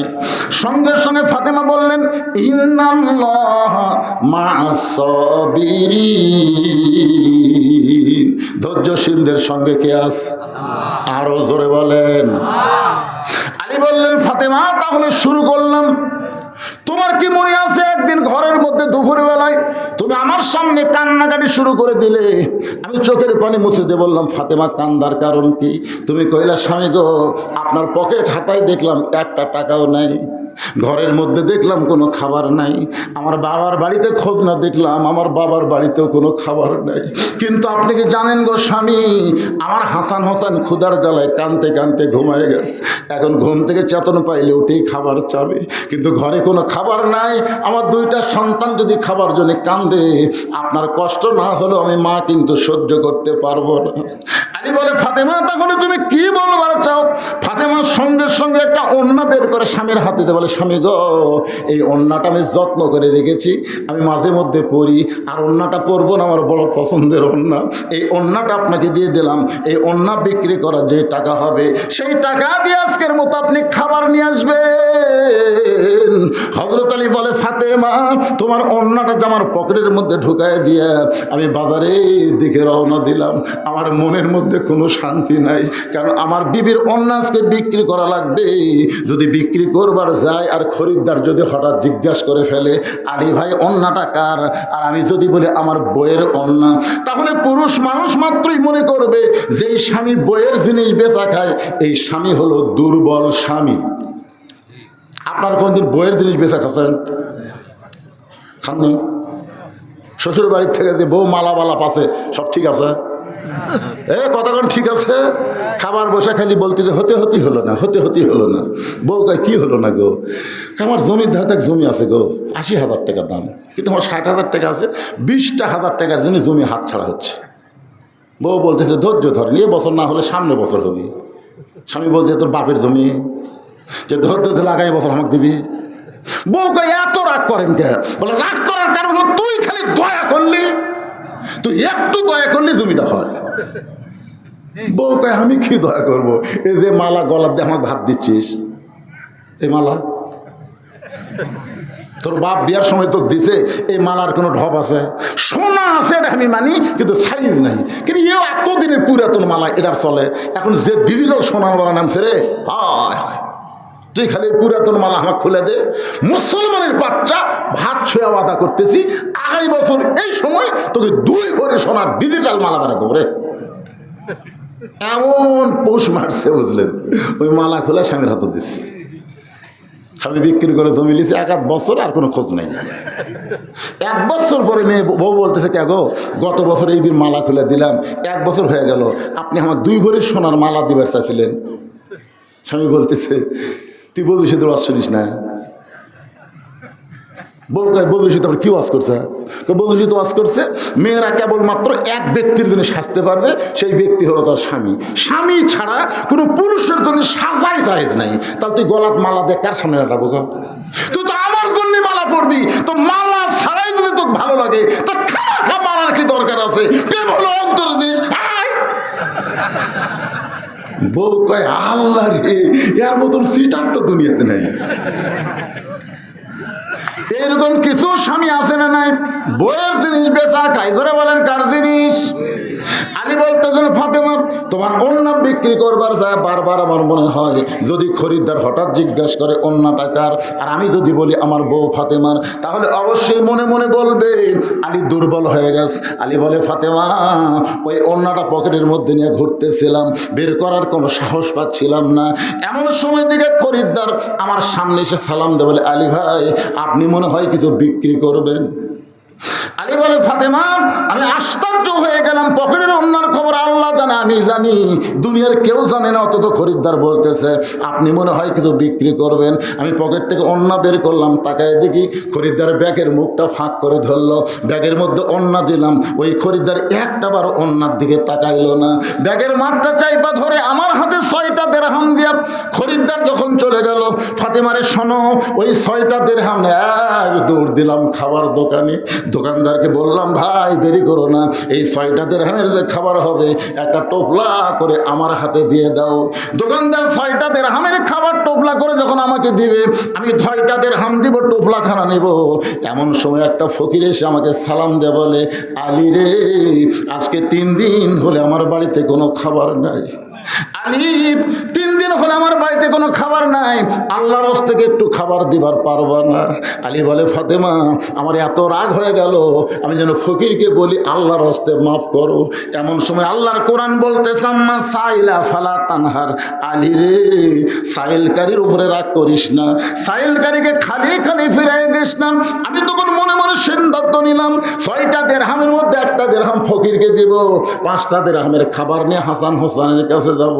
এই সিদ্ধান্ত করে 1টা দিরহাম যখন ফকিরকে দিবার চাই, এমন সময় আল্লাহর কোরআন আমার সামনে বলে, ওমা তুনফিকু মিন শাইইন ফি সাবিলিল্লাহি ওয়াফা ইলাইকুম ওয়া আনতুম লা তুজলামুন। আলী রে ফকিরকে 1টা দিরহাম দিলে আল্লাহ ওয়াফা ইলাইকুম তোকে ফিরিয়ে দিবে 10টা দিরহাম, ফকিরকে 2টা দিরহাম দিলে আল্লাহ 20টা দিরহাম দিবে। আলী রে 6টা দিরহাম যদি ফকিরকে তুই দিয়া দিস, আল্লাহ তোকে কোরআনের আইন অনুযায়ী 60টা দিরহাম ফেরত দিবে। আলী বলে, ফাতেমা আমি আল্লাহর কোরআনকে বিশ্বাস করে ফকিরকে 6টা দিরহাম যেই মাত্র দিলাম, ফকির 6টা দিরহাম নিয়ে হাসতে হাসতে যখন চলে যায়, দোকানদার বললেন, আলী ভাই খবর কি, এই খাবার টোপলা কি নিবেন না? আলী বলে, ও দোকানদার 1 টোপলা খাবার নিব না, তুমি 2 বস্তা খাবার প্যাকেট করো। আলী বলতে, ফাতেমা রে দোকানদারকে 2 বস্তা খাবার প্যাকেট করার কথা বলে আমি বাজারের মধ্যে মন খারাপ করে ঘুরতেছিলাম, আবার বিশ্বাস করতেছিলাম আল্লাহ কোনোদিন ওয়াদা খেলাপ করবে না। আমি যখন বাজারে ঘুরতেছিলাম, এমন সময় দেখে এক ব্যক্তি উট নিয়ে রাস্তা দিয়ে আসতেছে, আমার সালাম দিয়ে বলে, আলী ভাই ওয়াদাটা বাজারে ঘোরা কোনো দরকার নেই, এই উটটা কি আপনি কিনবেন? আলী চোখের পানি নিয়ে বলে, উঠলা ভাই আমার পকেটে 1টাও টাকা নেই, আমি কেমনি কিনবো? উঠলা বলতেছে, 100 দিরহামে বাকিতে উটটা কিনেন, বিক্রি করে আপনি টাকা দিবেন, এটাও কি আপনি পারবেন না? আলী বলে, ফাতেমা রে জীবনে এমন সুযোগ কোনোদিন আমি পাই নাই, 100 দিরহামে বাকিতে উটটা কিনে যেই মাত্র উট বিক্রির বাজারে গেলাম, চারিদিক থেকে খরিদ্দার আমাকে ঘিরে ধরে বলতেছে, ও নবীর শিক্ষামন্ত্রী কবে থেকে এই উট কিনা বেচার ব্যবসা শুরু করলেন? সুবহানাল্লাহ বলেন। হযরত আলী ছিলেন আল্লাহর নবীর শিক্ষামন্ত্রী, জোরে কান সুবহানাল্লাহ। রাসূল তখন কি ছিলেন? রাসূল ছিলেন মদিনার রাষ্ট্রপতি। এই কথাটা মনোযোগ দিয়ে শুনবেন, রাসূল ছিলেন মদিনার, আর আলী ছিলেন শিক্ষামন্ত্রী, আবু বকর ছিলেন ধর্মমন্ত্রী, ওমর ফারুক ছিলেন আইনমন্ত্রী, ওসমান গনি ছিলেন অর্থমন্ত্রী। সুবহানাল্লাহ বলে। আর আমাদের কতগুলা নেতা কয় লেতা লেতা, ইসলামে বলে রাজনীতি নেই, সাপাত খালি বাড়ির দরকার, কিন্তু ইসলামে যদি রাজনীতি না হয় তাহলে ওমর কি? আচ্ছা চিন্তা করার দরকার আছে, রাজনীতি মানে বোঝা লাগবে তো। ফকির গেছে বাদশাহ সাদারের দরবার, যা দেখে বাদশাহ সাদার মসজিদের মধ্যে ঢুকে 2 হাত তুলে বলতেছে, ও বাদশার বাদশাহ, তোমার দরবার আমি ফকির। ফকির কয়, কে রে? কার রাজনীতি? আমি তো বাদশার কাছে আসলাম রে। আসলে থেকে বাদশাই ফকির, তাহলে রাজাকে? প্রত্যেকটা হাদী সাহেব, আপনি কোন সালে গেছিলেন? 23 সালে গেছিলেন। প্রত্যেকটা হাদী সাহেব কাবা ঘর সামনে নিয়ে বলতেছে, ইন্নাল হামদা ওয়ান নি'মাতা লাকা ওয়াল মুলক লা শারিকা লাক। আপনারা বলেন তো লাকা ওয়াল মুলক লা শারিকা লাকের অর্থ কি? এই যে হাজী সাহেব আল্লাহর কাবা ঘর সামনে তো সাক্ষী দিলেন যে রাজত্বের ভিতরে, রাজনীতির ভিতরে একমাত্র আল্লাহ ছাড়া দুনিয়ার কাউকে স্বীকার করি না। এখান থেকে প্রমাণ হলো আল্লাহর নীতি হলো রাজনীতি, আর মানুষের নীতি হলো ফকরা নীতি। দরকার কথা ঠিক কিনা? আপনি বলতে পারেন ইসলামের সাথে ফকরা নীতির সম্পর্ক নেই, কিন্তু গোটা ইসলামই হচ্ছে রাজনীতি। সুবহানাল্লাহ না কেন? রাজনীতি মানে কার নীতি? বাদশাহ সাধারণ ফকির, তাহলে বাদশাকে? তো বাদশার নীতি তো রাজনীতি। বুঝতে পারেননি? আল্লাহ গানিয়ুন ও আনতুমুল ফুকারা। আল্লাহ হলো ধনী, আমরা কি? একটু জোরে কর না কেন? তাহলে আমাদের নীতির নাম কি? না নিজে ফকির স্বীকার করলেন না ভাইজান, তাহলে আমাদের একটা নীতি আছে না, এই নীতির নাম কি? তাহলে ফখরুল ইসলামের নীতি হলো ফকরা নীতি, রিজভির নীতি হলো ফকরা নীতি, বজলুর নীতি হলো ফকরা নীতি, হাসিনের নীতি হলো ফকরা নীতি, তারিখের নীতি হলো ফকরা নীতি, আল্লাহর নীতি হলো রাজনীতি। ধরে গান কথা ঠিক? তাহলে আপনারা কি বলবেন? গোটা ইসলামে আল্লাহর নীতি হলো রাজনীতি, আর মানুষের নীতি হলো ফকরা। কথা কন না কেন? আল্লাহর কোরআনের সাথে আপনারা একমত না দ্বিমত? একটু মনোযোগ দিয়ে শুনবেন। নবীর শিক্ষামন্ত্রী এই উটের ব্যবসা কবে থেকে শুরু করলেন? এত বড় একজন আলেম মানুষ উট বিক্রি করবার গেছে। আপনারা ধাপের হাটত কোনদিন গেছেন? আমি একবার কুরবানি কিনবার যাই, কি বিপদ। হ্যাঁ হুজুর, আপনি একটা আলেম হয়ে এই দালালের ফক করে পড়ছেন। আপনি গরু কিনবেন, লোক পাঠিয়ে দেবেন, আপনি কি বুঝতেছেন? আপনি বুঝতে পারবেন না। এর দাম কি আর কত চাচ্ছে আপনি বোঝেন? আপনি বাদ জানতো আপনার মতন হুজুর এটি চলবি না। তা আলীর মতন বড় হুজুর কেউ আছে? আনা মাদিনাতুল ইলমে ও আলী ও বাবুহা। রাসূল বলেছে আমি হলাম ইলমের শহর, আলী হচ্ছে তার দরওয়াজা। ধরে কারণ সুবহানাল্লাহ। সবাই যখন বলে আলী ভাই উটটার দাম কত নিবেন, আলী বলতেছে কত দাম নিব বলবো না, কেউ যদি একটা দেয় সেটাই নিব। একজন দৌড়েছে ওঠে রশি ধরে বলতেছে দরদামের কি দরকার, 160 দিরহাম দিয়া দিলাম। আলী বলে ফাতেমা উটটাকে 100 দিরহাম ফেরত দিয়ে বাকি 60টা দিরহাম এক দৌড়ে দোকানদারের কাছে। খবর কি ভাই? বলে আপনার কথা মতো 2 বস্তা প্যাকেট করেছি, দাম কত নিবা? বলে 60 দিরহাম দিলেই চলবে। 60টা দিরহাম দিয়ে 2 বস্তা খাবার কান্দে নিয়ে হযরত আলী যখন ফাতেমার দরজায়, সঙ্গে সঙ্গে দরজা বন্ধ হলো। আপনার বলেন তো, স্বামী যদি দরজা যায়, দরজা খুলবি না বন্ধ হবে? ফাতেমা দরজা বন্ধ করে দিল। দরজা দিয়ে কোনো গল্পই চলতেছে না, জানলাতে বলতেছে অন্য বিক্রি করার টাকা দেখি, অন্য বিক্রি করার টাকা দেখি 1 টোপলা হবে। 2 বস্তা কান্দত লিয়া ঢিং ঢিং করে আসছেন। যতক্ষণ পর্যন্ত 2 বস্তা কোথায় ফেলেন এটা না বলবেন, আমি ফাতেমা দরজা খুলবো না। 10,000 টাকা বেতনে চাকরি করেন আর 20,000 টাকা বাসা ভাড়ালেন। হাসিনার পিউন হলো 400 কোটি টাকার মালিক। মাথা চলে? এই তোর মাথা চলে? একটা পিউন বলে 400 টাকা কোটির মালিক আর হেলিকপ্টার ছাড়া বলে যায় না। বেতন পাও 10,000, বাসা ভাড়া 20,000, 30 মাস নিয়ে আসো, এ নিয়ে আসো, সে আসো, বউ একটা দিনও করে না। কারণ বউ যদি দরজা বন্ধ করতে মরদ না খায় মরবো, কিন্তু হারাম খাবো না। প্রত্যেকটা স্বামী সাইজ হবে। জোরে কর, কথা কর না কেন? ফাতেমা দরজা বন্ধ করে বলে স্বামী গো, অন্য বিক্রির করে টাকা দিয়ে বড় জোরে 1 টোপলা খাবার হবে। আপনি 2 বস্তা খাবার কোথায় পাইলেন এটা যতক্ষণ না বলবেন ততক্ষণ দরজা খুলবো। আলী বলতেছে ফাতেমা দরজা খোলো। দরজা খুললেই আমি বলবো। ফাতেমা বলতেছে আগে বলেন তারপরে দরজা খুলবো। আলী বলতেছে ফাতেমা কষ্ট দিও না, 2 বস্তা কান্দে থাকার কারণে শরীর গরম ভালো লাগছে, একটু দরজা খোলো তারপরে বলবো। ফাতেমা বলতেছে আগে বলেন তারপরে দরজা খুলবো। আলী বলতেছেন ফাতেমা দরজা খোলো তারপরে বলবো। ফাতেমা বলতেছে আগে বলেন তারপরে দরজা খুলবো। এমন সময় আল্লাহর কোরআন আলীর সামনে এসে বলতেছে আর রিজালু কাওয়ামুনা আলান নিসা, পুরুষ থাকবে নারীদের উপরে। যতক্ষণ ফাতেমা দরজা না খুলবে খবরদার বলবি না।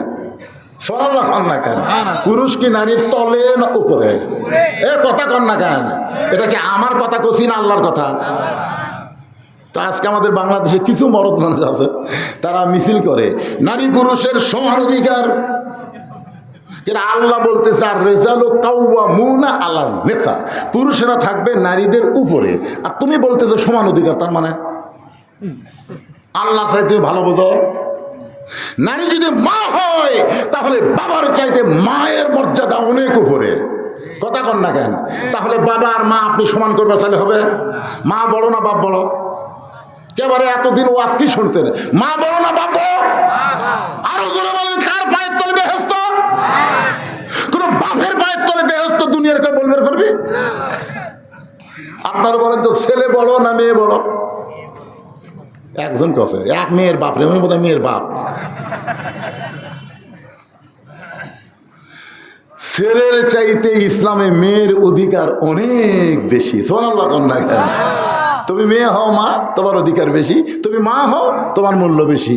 কিন্তু এক জায়গাতে একটু স্বামী আর স্ত্রী এই দুটার মধ্যে একটু আল্লাহ করছে, স্বামী উপরে থাকবে, বউ নিচে থাকবে। যদি সমান অধিকার চাই তাহলে কি হবে? ওই পদ্মার সরে চাটায়ের ঘর।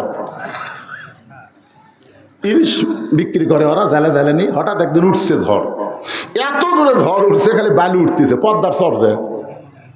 এখন জালে বলতেছে, বউ রে আমার পেশা লাগছে তো। বউ বলতেছে, খবরদার দরজা জানলা খোলা যাবি না, খুললি বালু দিয়ে গোটা ঘর মেঘে যাবে। স্বামী বলতে আমার পেশাব লাগছে, কী করি? তার ঘরের কোনাত করি। এত বড় মরদ মানুষ কোনাত করলে দুর্গন্ধ লাগবে, তাহলে করবো কি রে? বউ বলে, একটা কাম করেন, আপনি আমার কান্দর চড়েন, উপরে ওই যন্ত্র বরাবর একটা ছিদ্র করেন, চাটাই তো একটু ছিদ্র করে ওই ছিদ্র দিয়ে কাম সারেন। যখন বইয়ের কান্দর চড়ে ওই ছিদ্র করে ওই দিক দিয়ে পেশাব করছে, 1-1 ঘন্টা হয়, ঝড় থামে না। বউ বলে, আমারও তো লাগলো গো, আমি কী করি? স্বামী বলে, ছিদ্র করাই আছে, খালি কান্দর চলবো আর করবো তো, কারণ নতুন করে ছিদ্র করা লাগবে না, ছিদ্র করাই আছে। এবার স্বামীর কান্দে তোলা ছিদ্র বড় পেশাব করে, সব পেশাব দিয়ে স্বামীর বুক ভিজে যায়। স্বামী এই পাগলি, কোন জায়গায় পেশাব করিস আর কোন জায়গায় পড়ে?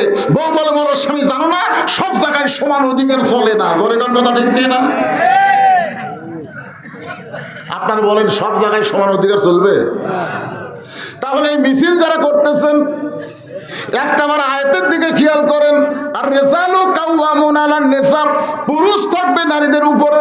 এই আয়াতটাই শালীকে বলতেছে, আলী রে, যতক্ষণ ফাতেমা দরজা না খুলবে, খবরদার এই বস্তার খবর তুমি বলবা না। অনেকক্ষণ ফাতেমা যখন জেদ করে দরজা না খোলে, তখন হযরত আলী 2 বস্তা কান্দে করে আল্লাহর নবীর দরবারে।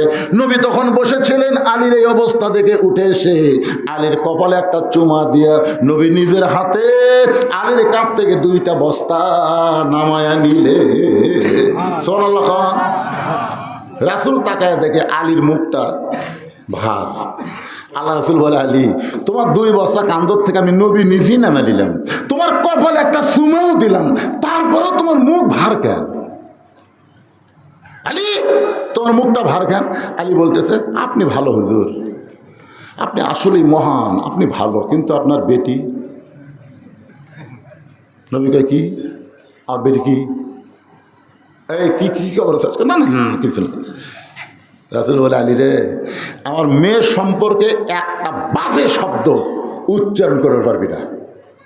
দুনিয়ার বহু ধনী যুবক আমার ফাতেমা বিয়ে করবার চাইছিল, তাদের সঙ্গে বিয়ে দিইনি, তোর সঙ্গে কেন দিয়েছি তুই জানিস? আলী বলে, আমি তো জানি না। রাসূল বলে, আলী, ফাতেমা যদি আজকে দরজা খুলতো, বলতো, আলী বল, তুই কি আমার কাছে আসতি? আলী বলতেছে, ইয়া রাসূলুল্লাহ, আপনার মেয়ে যদি দরজা খুলতো, তাহলে আমি কেন আপনার কাছে আসবো? রাসূল বলে, আলী, ফাতেমা দরজা বন্ধ করার কারণেই তো তুই আমার কাছে আসলি। তুই আমার কাছে আসার কারণ হলো, তুই কি বলতে পারিস আলী, ফাতেমার অন্যা কে কিনেছে? আলী, তুই কি বলতে পারিস কোন ফকির তোর কাছে ভিক্ষা নিছে? আলী, তুই কি বলতে পারবি কে তোর কাছে উট বাকিতে বিক্রি করলো? আবার খরিদ্দার হয়ে কে উটটা কিনে নিল? আলী বলতেছি, ইয়া রাসূলুল্লাহ, এগুলো আমি কিছুই জানি না হুজুর, আমি কিছুই জানি না। রাসূল বলে, আলী রে, তুই কি এগুলো জানতে চাস? আলী বলে, হুজুর, আমি তো অবশ্যই জানতে চাই। রাসূল বলে, আলী রে, এই জন্য আমার কলিজার টুকরা ফাতেমা তোর জন্য দরজা খোলে নাই, কারণ ফাতেমা দরজা খুললে তুই আমার কাছে আসতি না, আর আমার কাছে না আসলে এই 4টা মহান খবর তুই পাইতি না। আল্লাহ পাক আমার সব খবর জানায়া দিছে। লিল্লাহে তাকবীর। এখন মা ফাতেমার অন্য কে কিনেছে? কোন ফকির ভিক্ষা নিল? কে উট বিক্রি করলো? আর কে খরিদ্দারি উটটা কিনলো? শুধু আলী শুনবে না, আমাদেরও জানার দরকার আছে না নাই? 2 নম্বর আলোচনা চলতেছে, আমিলুস সালিহা। পুরুষের জন্য 1 নম্বর হলো নামাজ, আর নারীদের জন্য 1 নম্বর হলো পর্দা। আগামীকাল থেকে আমাদের জন্য একটা আমল আসবে, তার নাম হলো রোজা। জোরে বলেন, তার নাম কি? আপনারা বলেন তো, আল্লাহ কেন বললেন লাআল্লাকুম তাত্তাকুন? কুতিবা আলাইকুমুস সিয়াম কামা কুতিবা আলাল লাযিনা মিন ক্বাবলিকুম লাআল্লাকুম তাত্তাকুন। আল্লাহ কেন বললেন? আশা করা যায় এই রোজার মাধ্যমে তোমরা মুত্তাকি হবে। জোরে কান সুবহানাল্লাহ। আপনারা বলেন তো, এই কোরআন থেকে হেদায়েত নিবার গেলে কি হওয়া লাগবে? মুত্তাকি হওয়া লাগবে। আর রোজার মাধ্যমে মানুষ কেমনে মুত্তাকি হবে? এই জিনিসটা ওটা বসা করবেন না ভাই, বিরক্ত হচ্ছেন আপনারা? কয়টা বাজে? কেবল বাঁচতেছি 11টা 20। এমনি তো অসুস্থ হয়ে 2 বছর আসতে পারিনি না, চলান নয় তো হতে পারে আজকের ওয়াজই শেষ, আবার এক মুরব্বী উঠতে পারে। ওটা বসা তো আমার জীবনে আমি আপনাকে রান্না করে দেখি না। যাক যাক যাক আজান বক্তা তো আছে, আমি আছি 9:30 মনে করেন, আর আপনারা বসে আছেন সেই এসার পর থেকে। নাই শ্রোতার অনেকে এখানে আমি আসার পর তো বহু শ্রোতা দেখলাম, 2-3টা বক্তা গেছে, শ্রোতা ওই এক দলই বসে আছে। যাবেন, অসুবিধা নেই, কিন্তু যাই আবার জায়গা মতো এসে বসবেন, কারণ গুরুত্বপূর্ণ কিছু আজ আপনাদের সামনে আজকে করা লাগবে। তো এখন আপনার বলেন তো, নামাজ এটা কার জন্যে? কথা কয় না, কার জন্যে? তো নামাজ মানুষ কিন্তু আল্লাহর জন্যও পড়ে, আবার মানুষকে দেখানোর জন্যও কিন্তু নামাজ পড়ে। পড়ে কি পড়ে না? মানুষকে দেখানোর জন্য পড়ে। দেখবেন বাড়ির যখন নামাজ পড়ে ঠিক মতো সেজদায় করেন, কথা কাত মারে, ধরে কোন কথা ঠিক কেন? বাড়ির 4 রাকাত নামাজ পড়তে লাগে 2 মিনিট, আর মসজিদ এসে ওই মসজিদে নামাজ পড়তে 4 রাকাত 4 মিনিট। কারণ ডানার পরে মনে করে আমি তো একলা লই রে, আশেপাশে লোক আছে, ঠিক মতো রুকু সেজদা না করলে ওরা দেখতে পাচ্ছে। আল্লাহ কাকে রে, তুই যখন একলাই পড়িস তুই ক্যাত মারিস, আর তুই তখন জনগণের মধ্যে পড়িস, তখন তুই।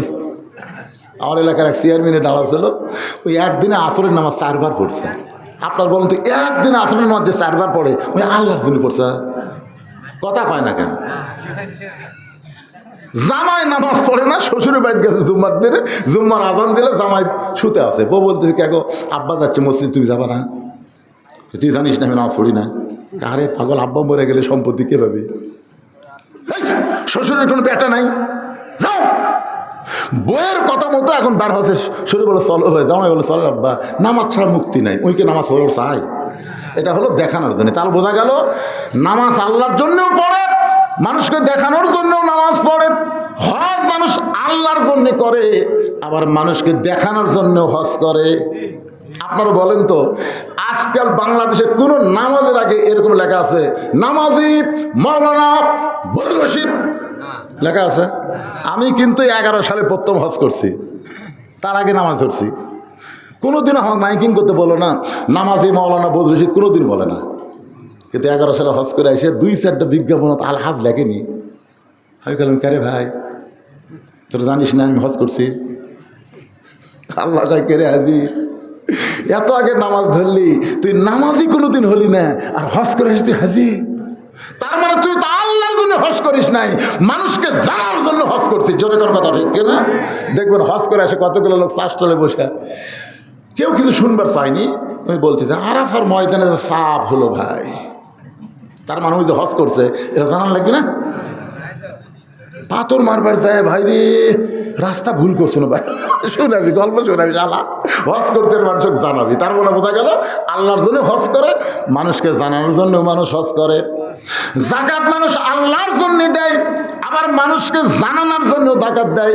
দেখবেন রমজান মাসের 23 তারিখে যাকাত দেবে, রমজানের প্রথম থেকে গরিবের আসতেছে, চাচা আপনি ধনী মানুষ, আপনি কি যাকাত দেবেন না? বলে 23 তারিখ যাই আসতেছে তাকেই বলতে 23 তারিখ, মানে 23 তারিখে সমস্ত গরিব আসবে, ওই 1 গামলা টাকা নিয়ে বের হবে, আর ক্যামেরাম্যানকে বলবে ভালো করে ভিডিও কর।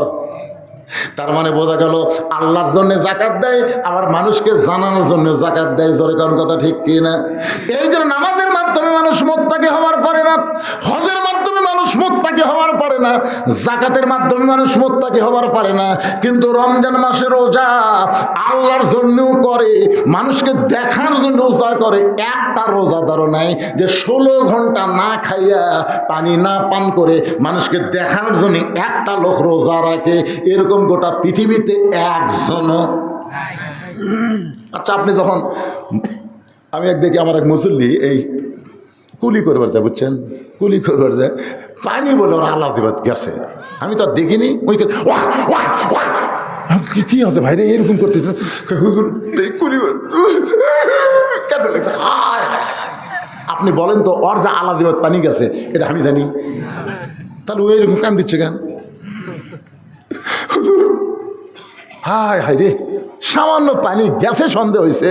আমি বললাম ভাই আপনি রোজা হয়ে দেবি, আপনি টেনশন করেন না, আপনি ইচ্ছা করে খাচ্ছেন না হুজুর হঠাৎ। আচ্ছা তখন টিউবওয়েলের মধ্যে গেছে বাথরুম, গরমের মধ্যে ঠান্ডা পানি মাথার উপর পড়তেছে, নাকের উদ্দেশ্যে মুখের মধ্যে ঢুকতেছে। খাবি এ কতক্ষণ গিলা খাবি? মন বলতেছে কেউ নাই। বাথরুমের দরজা বন্ধ করছে, জানলা তো নাই, যে ঠান্ডা পানি নাকের মধ্যে মুখের মধ্যে যাচ্ছে, দুই ঢোক খারে কেউ দেখতে পাবি না। রোজাদার কি কয়, মন রে কেউ দেখবার না পারলো আমার আল্লাহ দেখবার পাবে। জোরে গঙ্গা তোর ঠিক কিনা? এই জন্য দেখবেন নামাজ আল্লাহর জন্য, মানুষের জন্য, হজ আল্লাহর জন্য, মানুষের জন্য, যাকাত আল্লাহর জন্য, মানুষের জন্য, আর রোজা কোনো মানুষের জন্য না, শুধুমাত্র আল্লাহর জন্য মানুষ রোজা রাখে। জোরে গঙ্গা ঠিক কিনা? এই কারণে আল্লাহ বলেছেন আস-সাওমু লি, রোজা কেবলমাত্র আমার জন্য, ওয়া আনা উজজা বিহি, আমি নিজের হাতে রোজাদারকে পুরস্কার দিয়ে দিব।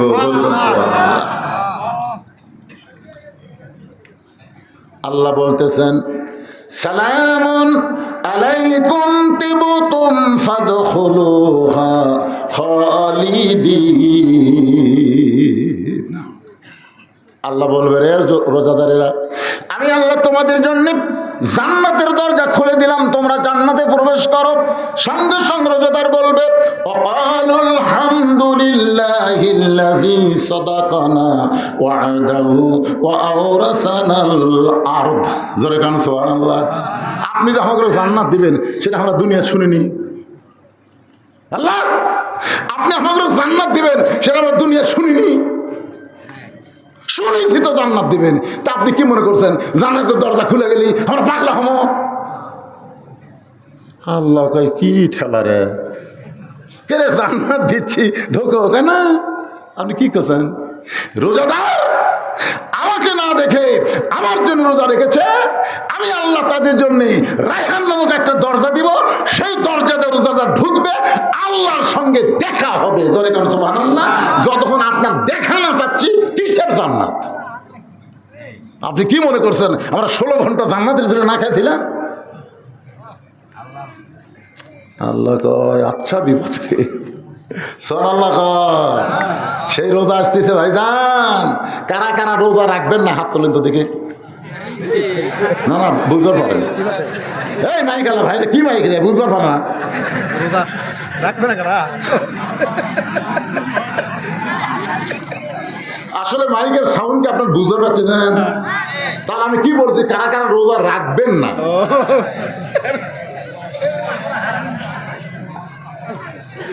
সুবহানাল্লাহ। আল্লাহ আল্লাহ যারা আজকে মাহফিলে বসে আছে সবাই কেমনকি ছোট ছোট বাচ্চাদেরকেও রোজা রাখার তৌফিক দান করুন। জোরে করে আমিন। এই বাচ্চাদেরকে নামাজ ধরাবার তো পারেননি, কারণ 7 বছর থেকে তালিম দেওয়া লাগবে, 10 বছর জোর করে ধরা লাগবে। রোজা না ধরান তো দেখেন। হ্যাঁ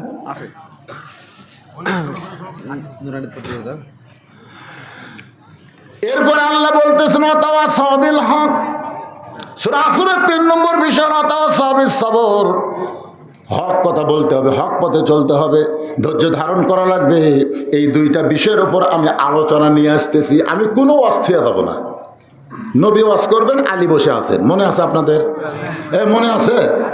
1 নম্বর কি, ওন্না ফাতেমার কে কিনেছে তুমি কি জানো? 2 নম্বর হলো কোন ফকির তোমার কাছে ভিক্ষা নিল তুমি কি তাক চিনো? কে তোমার কাছে উট বিক্রি করলো বাকিতে তুমি কি তাক জানো?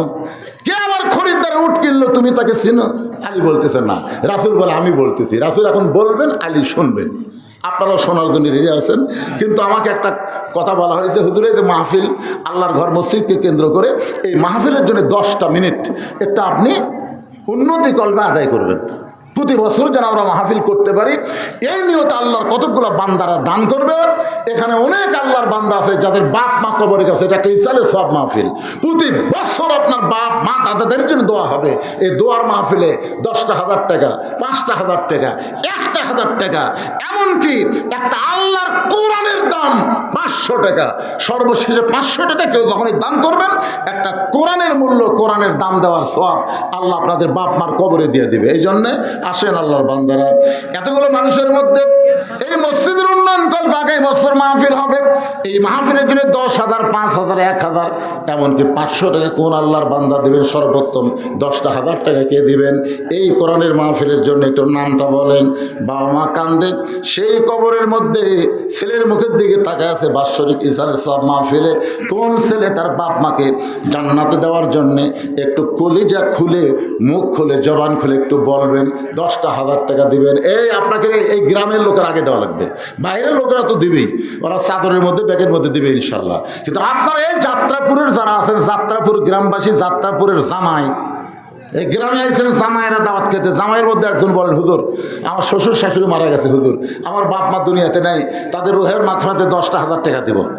আছেন ও লড়াচড়া করবেন কেন? আপনারা বসে আছেন আলহামদুলিল্লাহ, দান না করেন আলহামদুলিল্লাহ, উঠবেন কেন?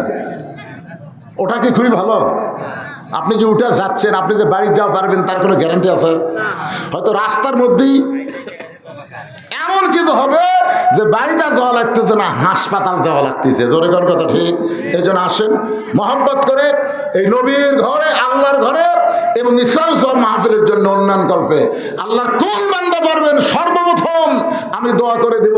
রাসূল ডাকবেন, ওসমান, ওসমান, আল্লাহ তোমাকে কত সম্পদ দিছে, তুমি কি তার হিসাব জানো? ওসমান গনি বলতেছে, ইয়া রাসূলুল্লাহ, হিসাব না জানলেও একটা হিসাব আমি জানি। রাসূল বলে, কি হিসাব? বলে, আমার যত সম্পদ আছে, আল্লাহ আমাকে যত সম্পদ দিছে, এই সম্পদ রাখার জন্য যে গুদামগুলো আছে, এই গুদামে তালা দিয়ে ওই চাবি টানতে একটা উট হিমশিম খায়। তাহলে কতগুলো গুদাম আছে, গুদামের তালা দেয়, তালার চাবি টানতে একটা উট হিমশিম খায়।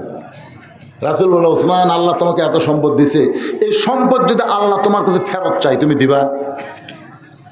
সঙ্গে সঙ্গে ওসমান গনি দৌড় মারছে, এক দৌড়ে। সাহাবীরা বলে, রাসূলুল্লাহ, ওসমান গনি এমনভাবে দৌড় মারলো কেন? রাসূল বলে, একটু ধৈর্য ধরো। কিছুক্ষণ পরে সবাই তাকায় দেখে ওসমান গনি চাবি বহনকারী উটটাকে টেনে টেনে নবীর কাছে নিয়ে আসতেছে। এসে উটের রশিখানা নবীর হাতে দিয়ে বললেন, ইয়া রাসূলুল্লাহ, আল্লাহ যত সম্পদ দিয়ে, সমস্ত সম্পদ, এমনকি গুদাম, এমনকি তালা, এমনকি চাবি বহনকারী উটটাও পর্যন্ত আমি আল্লাহকে দিয়া দিলাম। আল্লাহ রাসূল বলে, ওসমান, সবই তো আল্লাহ দিলা তোমার জন্যে। ওসমান গনি নবীর কাছে গিয়ে বলতেছেন, আমার জন্যে আল্লাহ এবং আপনি, আমার জন্যে আল্লাহ এবং নবী, এই দুইটা থাকলে আলহামদুলিল্লাহ, আর কিছু দরকার নেই। দানের দ্বার রাসূল বলেছেন, আখিরাতের বিশ্বাস আল্লাহ অন্তরে বিদ্ধ করে দেয়। ওয়াতাওয়াসাউ বিল হক, হক কথা বলতে হবে, হক পথে চলতে হবে। প্রয়োজন হলে হকের পক্ষে 2 হাত বাড়ায় জীবন দিবে, কিন্তু বাতিলের সঙ্গে আপোষ করবে না। যেমন আবু সাঈদ বাংলার জমিনে সর্বোত্তম, জোরে কোন ঠিক কিনা? আমার গ্রামে 3টা ছেলে 5ই আগস্টের পরে জন্ম নিয়েছে, 3 জনের নাম হচ্ছে আবু সাঈদ। মানে যাই জন্ম নিচ্ছে আবু সাঈদ। তারপর একজন আবু সাঈদের বাপ করলো, হুজুর এভাবে যত জন্ম নেয় সবই যে আবু সাঈদ হয়, আরও তো শহীদ হচ্ছে, তারকে নাম রাখো। আমি যা বললাম ওদের কাছে, কে বাবা আবু সাঈদ ছাড়া ইয়ামিন রাখো, মুগ্ধ রাখো। না হুজুর, আবু সাঈদে রাখতে মজা পাওয়া যায়। কালেকশনের জন্য আমার খালা তো বোনের মেয়ে হয়েছে, খালা আমার মোবাইল করে বললো, বাবা অনেক চেষ্টা তদবিরের পরে তোমার বোনের একটা মেয়ে হয়েছে, একটা ভালো নাম রাখো, আলেম মানুষ। আমি বললাম, খালা ভালো নাম তো হাসিনা। সেই কষি হাসিনা। 30 সেকেন্ড খালা কোনো কথা কয় না, গল গল গল গল করতে। খালা কি হলো? তুই আলেম না জালেম রে, তোর কাছে একটা ভালো নাম চাইলাম আর তুই খুনি হাসিনার নাম খোঁজ। চিন্তা করে দেখেন, আবু সাঈদ জীবন দিল, আজকে আবু সাঈদের নাম রাখার জন্য মানুষ খুশি হয়ে গেল। আর হাসিনা জল জানতো একটা প্রধানমন্ত্রী পারে, কিন্তু নাম আর রাখবার চায় না, কারণ পৌঁছে গেল। তার মানে কি বোঝা গেল? বাতিলের সঙ্গে যারা থাকে এদেরকে মানুষ অন্তর দিয়ে ঘৃণা করে, ধরে কোন ঠিক? আর হকের পক্ষে যারা জীবন দেয় এদেরকে মানুষ অমর করে রাখে আল্লাহর কোরআন অনুযায়ী। এই জন্য বলবো, তাও সাবিল হক, আজিজুল হক, মামুনুল হক, শাইখুল হাদিস আজিজুল হক নাম শুনছেন? যিনি বোখারী শরীফের বাংলা লিখে গেছে, আজিজুল হক, তিনিও কিন্তু জেলের মধ্যে বন্দী ছিলেন হক কথা বলার কারণে। তার ছেলে মামুনুল হক হক কথা বলার কারণে তাকেও জেলের মধ্যে বন্দী রাখছিল। আবার আল্লাহ কোরআনে বলছেন, কুনজাল হাক্কু ওয়া যাহাকাল বাতিল ইন্নাল বাতিলা কানা যাহুকা। এই হক কথা বলতে গেলে নানা রকম বিপদ আপদ মুসিবত আসতে পারে। এই জন্য আল্লাহ বললেন ওয়াতাওয়াসাউ বিস-সাবর, ধৈর্য ধারণের শিক্ষা দেওয়া লাগবে। যে মায়ের কোনোদিন বাচ্চা হয় নাই, বিয়ে হওয়ার পর এবার প্রথম বাচ্চা হবে, আপনার বলেন তো যেই মায়ের কোনোদিন বাচ্চা হয় না প্রথম বাচ্চা হবে, সে কিন্তু নতুন করে প্রসব বেদনা অনুভব করবে, করবে না? প্রসব বেদনা হবে। আগে তো হয়নি বাচ্চা, এবার প্রথম হচ্ছে। আরে মায়ের পায়ের তলে সন্তানের জান্নাত এমনি এমনি। কি বলবো প্রসবের কথা, মা দিনে সেই ব্যথা কেউ তো বুঝিবে না মাজন, ঠেকিয়া সন্তানের দায় অকালে মা মারা যায়, কেন সে মায়ের জন্যে ভক্তি করবা না, এমন দরদি কেউ হবে না আমার মা।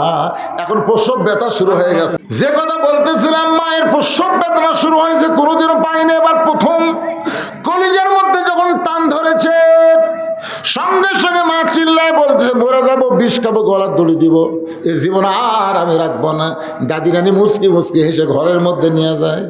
কেরে পাগলি, তুই কি জানিস মায়ের পায়ের তলে সন্তানের জান্নাত, মায়ের পায়ের তলে সন্তানের জান্নাত আল্লাহ দিবে। আর সামান্য কষ্ট তুই সহ্য করতে পারবি না, তুই গলার দড়ি দিবি, জোর করে বিছনায় শোয়া দিয়া ঠান্ডা পানির মধ্যে নরম কাপড় চুবড়ায় কপালের উপর দিয়ে বলে ধৈর্য ধর, ওয়াতাওয়াসাউ বিস-সাবর, ধৈর্য ধর, ধৈর্য ধর। জোর করে যখন বলে ধৈর্য ধর, কানবার চাই, বলে কান্দিস না। তুই যদি কান্দিস ঘরের মধ্যে রাস্তা দিয়ে মানুষ যাবে, তোকে তিরস্কার করে বলবে না কেমন মা। সন্তান জন্ম দেওয়ার সময় গোটা পাড়ার লোকেরা জানতে পারে। ধৈর্য ধর, দাঁতের উপর দাঁত দেয়। মা যখন করতেছে, জোরে কানতে আর পারে না, মন চাইলেও পারে না। এক সময় বাচ্চা হয়ে গেল, মা কিন্তু বেহুশ, মার আর হুঁশ নাই। প্রসব বেদনার কারণে মা হুঁশ ফিরে গেছে, হুঁশ চলে গেছে, রক্ত দিয়া ঘরের মাঝে মেখে গেল। এক সময় সন্তানকে গোসল করায়, মায়ের বুকের উপর যখন দেয়, মা কিন্তু বেহুশ অবস্থায় ছিল, কিন্তু বাচ্চার শরীরের পরশ পায়, মা হুঁশ ফিরে পায়। মা যখন হুঁশ ফিরে বাসে, আস্তে করে সন্তানকে মুখের কাছে নিয়ে যখন চুমা দেবার যায়, দাদি নানি তিরস্কার করে বলে এর চুমা দিবি কেন, এর লাগতে মাইরা ফেলে দে, এই প্রসব বেদনায় গলার দড়ি দিবার চাইলি, বিষ খাওয়ার চাইলি, এ তোকে এত কষ্ট দিয়ে দুনিয়াতে আসলে এর আদর করিস না। মা মুচকি মুচকি হাসে আর বলে দাদি, সন্তান যখন বুকের উপর আসে, শত কষ্টের প্রসব বেদনা মা ভুলে যায়, সন্তান বুকে পাইলে আর কোনো কষ্টের কথা মনে থাকে না। আজকে বাংলাদেশে আল্লাহর কোরআনের বিজয়ের জন্যে, বাংলার জমিনে কোরআনের আইন নিজের চোখে দেখার জন্যে কত ভালো মানুষের ফাঁসি হলো, কত ভালো মানুষকে জেলখানার মধ্যে রিমান্ডে নিয়ে পঙ্গু করে দিল। 2000 ছাত্র জনতা জীবন দিল, 30,000 আজকে অসুস্থ অবস্থায় হাসপাতালে, কারো চোখ নাই, কারো হাত নাই। এত কিছু করার পিছনে মানুষ যদি দেখতে পায় আগামীতে এই বাংলাদেশে কোরআনের আইন চলতেছে, কলেমার পতাকা পথ পথ করে আকাশে উঠতেছে, মা যেমন সন্তান বুকে পায় তার অতীতের প্রসব ব্যথার কথা ভুলে যায়, আল্লাহর কোরআনের আইন বাংলায় যখন চালু হবে, বাংলার ওই সমস্ত মানুষেরা সব কষ্ট ভুলে যাবে। আমি 4টা বিষয় বললাম। 1 নম্বর হলো ঈমান, 2 নম্বর হলো আমিলুস সালিহাত, 3 নম্বর ওয়াতাওয়াসাউ বিল হক, 4 নম্বর ওয়াতাওয়াসাউ বিস সাবর। এই 4টি বিষয় সূরা আসরকে আল্লাহ আলোচনা করেছেন। এই 4টি বিষয় যদি আমরা গ্রহণ করতে পারি, আমাদের কোনো হিসাব লাগবে না, আল্লাহ বিনা হিসাবে 8টা জান্নাতের দরজা খুলে দিবে। ইন্নাল্লাযীনা ক্বালু রাব্বুনাল্লাহু সুম্মা ইসতাকামু তাতানাজ্জালু আলাইহিমুল মালাইকা আল্লা তাখাফু ওয়া লা তাহজানু ওয়া আবশিরু বিল জান্নাতিল্লাতী কুনতুম তুআদুন। রাসূল বলে আলী, আলী রে, ফাতেমা পর্দা নিষেধ, ফাতেমার ওন্না দুনিয়ার কোনো মানুষ কিনবে আল্লাহর পছন্দ হলো না, জান্নাতের একটা ফেরেশতাকে আল্লাহ মানুষ বানায়া 6টা দিরহাম দিয়া ওই ফাতেমার ওন্না কিনে আল্লাহ তাআলা যত্ন করে জান্নাতের মধ্যে রাইখা দিয়েছে। আলী রে, ওই ফেরেশতা 6টা দিরহাম দিয়ে ওন্না নিয়ে জান্নাতের মধ্যে রাখার পরে আল্লাহ বলে ও ফেরেশতা, ফকিরের সুরতে আলীর কাছে যা, ওই 6টা দিরহাম আমি আল্লাহ ফেরত চাই। ফেরেশতা কান্দের বলে, আল্লাহ, সন্তান 2টা না খেয়ে ঘুম পাড়তেছে, মায়ের ওন্না বাবা বিক্রি করে 6টা দিরহাম পাইছে, ওই 6টা দিরহাম যদি আপনি ফেরত চান তাহলে হাসান হোসেন জেনে খাবার কেমনে হয়? আল্লাহ বলে, ফেরেশতারে শোন, লিয়াবলুয়াকুম আইয়ুকুম আহসানু আমালা, আমি আল্লাহ আলীর ইমানকে পরীক্ষা করব, আলীর সন্তানকে বেশি ভালোবাসে না আল্লাহর কোরআনকে বেশি ভালোবাসে। যখন আলী তুমি ফকিরকে 1টা দিরহাম দিবার চাইলা, আল্লাহর কোরআন তোমাকে বলল, ওয়ামা তুনফিকু মিন শাইইন ফি সাবিলিল্লাহি ফাইলাইকুম, তুমি ফকিরকে 10টা দিরহাম দিলা, ওইটা ফকির না, ওই ফেরেশতা তোমার 6টা দিরহাম নিয়ে গেল। যা যখন আল্লাহর কাছে কান্দে, আল্লাহ বলে, ফেরেশতা কান্দিস কেন? বলে, আলী অন্য বিক্রি করার টাকা দিয়ে খাবার নিবার পারলো না, ওই 6টা দিরহাম আপনি আল্লাহ ফেরত নিয়ে আসলেন। আল্লাহ বলে, ফেরেশতা শোন, আলীর সঙ্গে আমার গল্প হয়ে গেছে, 1টা দিরহাম দিলে আমি আল্লাহ থেকে 10টা দিরহাম ফেরত দেব। যারে ফেরেশতা যা জান্নাতের উট আলীর কাছে বিক্রি করে 100 দিরহাম বাকি, ওই ফেরেশতা উট আনা হয়ে তোমার কাছে 100 দিরহাম বাকিতে উটটা বিক্রি করলো। আবার ওই ফেরেশতাকে আল্লাহ খরিদ্দার বানায় 160 দিরহাম দিয়া, তুমি তাকে 100 দিরহাম ফেরত দিলা, 60টা দিরহাম না 2 বস্তা খাবার নিয়ে ফাতেমার দরজায়। ফাতেমা বলে, স্বামী গো, আমি শুনবার চাই কাঠুরের জামিল আমার আগে জান্নাতে কেমনে যায়, জান্নাতে কেমনে যাবে এইটা না বলে আপনি দানের রস কেন করতেছেন? আলী বলে, ফাতেমা তোমারে না কইলাম তুমি ধৈর্য ধারণ করে শুনতে হবে। ফাতেমা শোনো, হাসরের ময়দানে আল্লাহ তোমাকে জান্নাতের নেত্রী হওয়ার কারণে হেঁটে হেঁটে আল্লাহ তোমাকে জান্নাত দেবে না, একটা উটের পিঠে করে আল্লাহ তোমাকে জান্নাত দেবে। কারণ তুমি সর্দারিনী, হেঁটে হেঁটে কেমনে জান্নাতে যাবে? তোমাকে সম্মান দেওয়ার জন্যে আল্লাহ উটের পিঠে করে তোমাকে জান্নাত নিয়ে যাবে। ওই যে জান্নাতের দরজা দেখা যায়, কিন্তু উটটা হঠাৎ ব্রেক হয়ে যাবে আর জান্নাতের দিকে যাবে না। ফেরেশতা বলে, আল্লাহ, খাতুনে জান্নাত উটের পিঠে চলে জান্নাতে যাচ্ছে, কিন্তু উটটা ব্রেক করলো আর তো জান্নাতের দিকে যায় না। আল্লাহ বলে, ফেরেশতা, জান্নাতে যদি উটটা সহজে না যায় তাহলে টেনে টেনে উটটাকে নিয়ে যাওয়া লাগবে। ফেরেশতা বলে, আল্লাহ, উটের কি ধরে টানবে? টানার মতন তো উটের কিছুই নাই। আল্লাহ বলে, ফেরেশতা, আমি ফাতেমার অন্য 6টা দিরহাম কিনে জান্নাতের মধ্যে যত্ন করে রাইখা দিছি, ওই অন্যটাই উটের গলায় বেঁধে দাও। আলী বলে, ফাতেমা, তুমি উটের পিঠে বসে থাকবে আর তোমার অন্যটা উটের গলায় পেঁচিয়ে দিবে, একদিকে অন্যর একটা অংশ ঝুলতে থাকবে। ফেরেশতা বলবে, আল্লাহ, এখন উটটা আর অন্য রশি করে কে টেনে টেনে জান্নাতে নিয়ে যাবে? আল্লাহ বলে, কাঠুরের বউ জামিলা রে, রে কাঠুরের বউ জামিলা, তুমি কোথায়? কারণ তোমার স্বামী সব সময় দোয়া করতো, আল্লাহ, আমি একটা গরিব কাঠুরিয়া, কিন্তু আমার বউ আমাকে এমন সম্মান করে, আমার কথা খেয়াল করে ফাতেমার জন্য যে বউটা দরজা খোলে না, আমি আমার জামিলারে কিছুই দিবার পারিনি। আল্লাহ, দুনিয়াতে গরিব থাকার কারণে আমার বউরে কিছুই দিবার পারি নাই। আমি তোমার কাছে একটা দোয়া করি, আল্লাহ, আমার জামিলাকে তুমি সবার আগে জান্নাত দিও।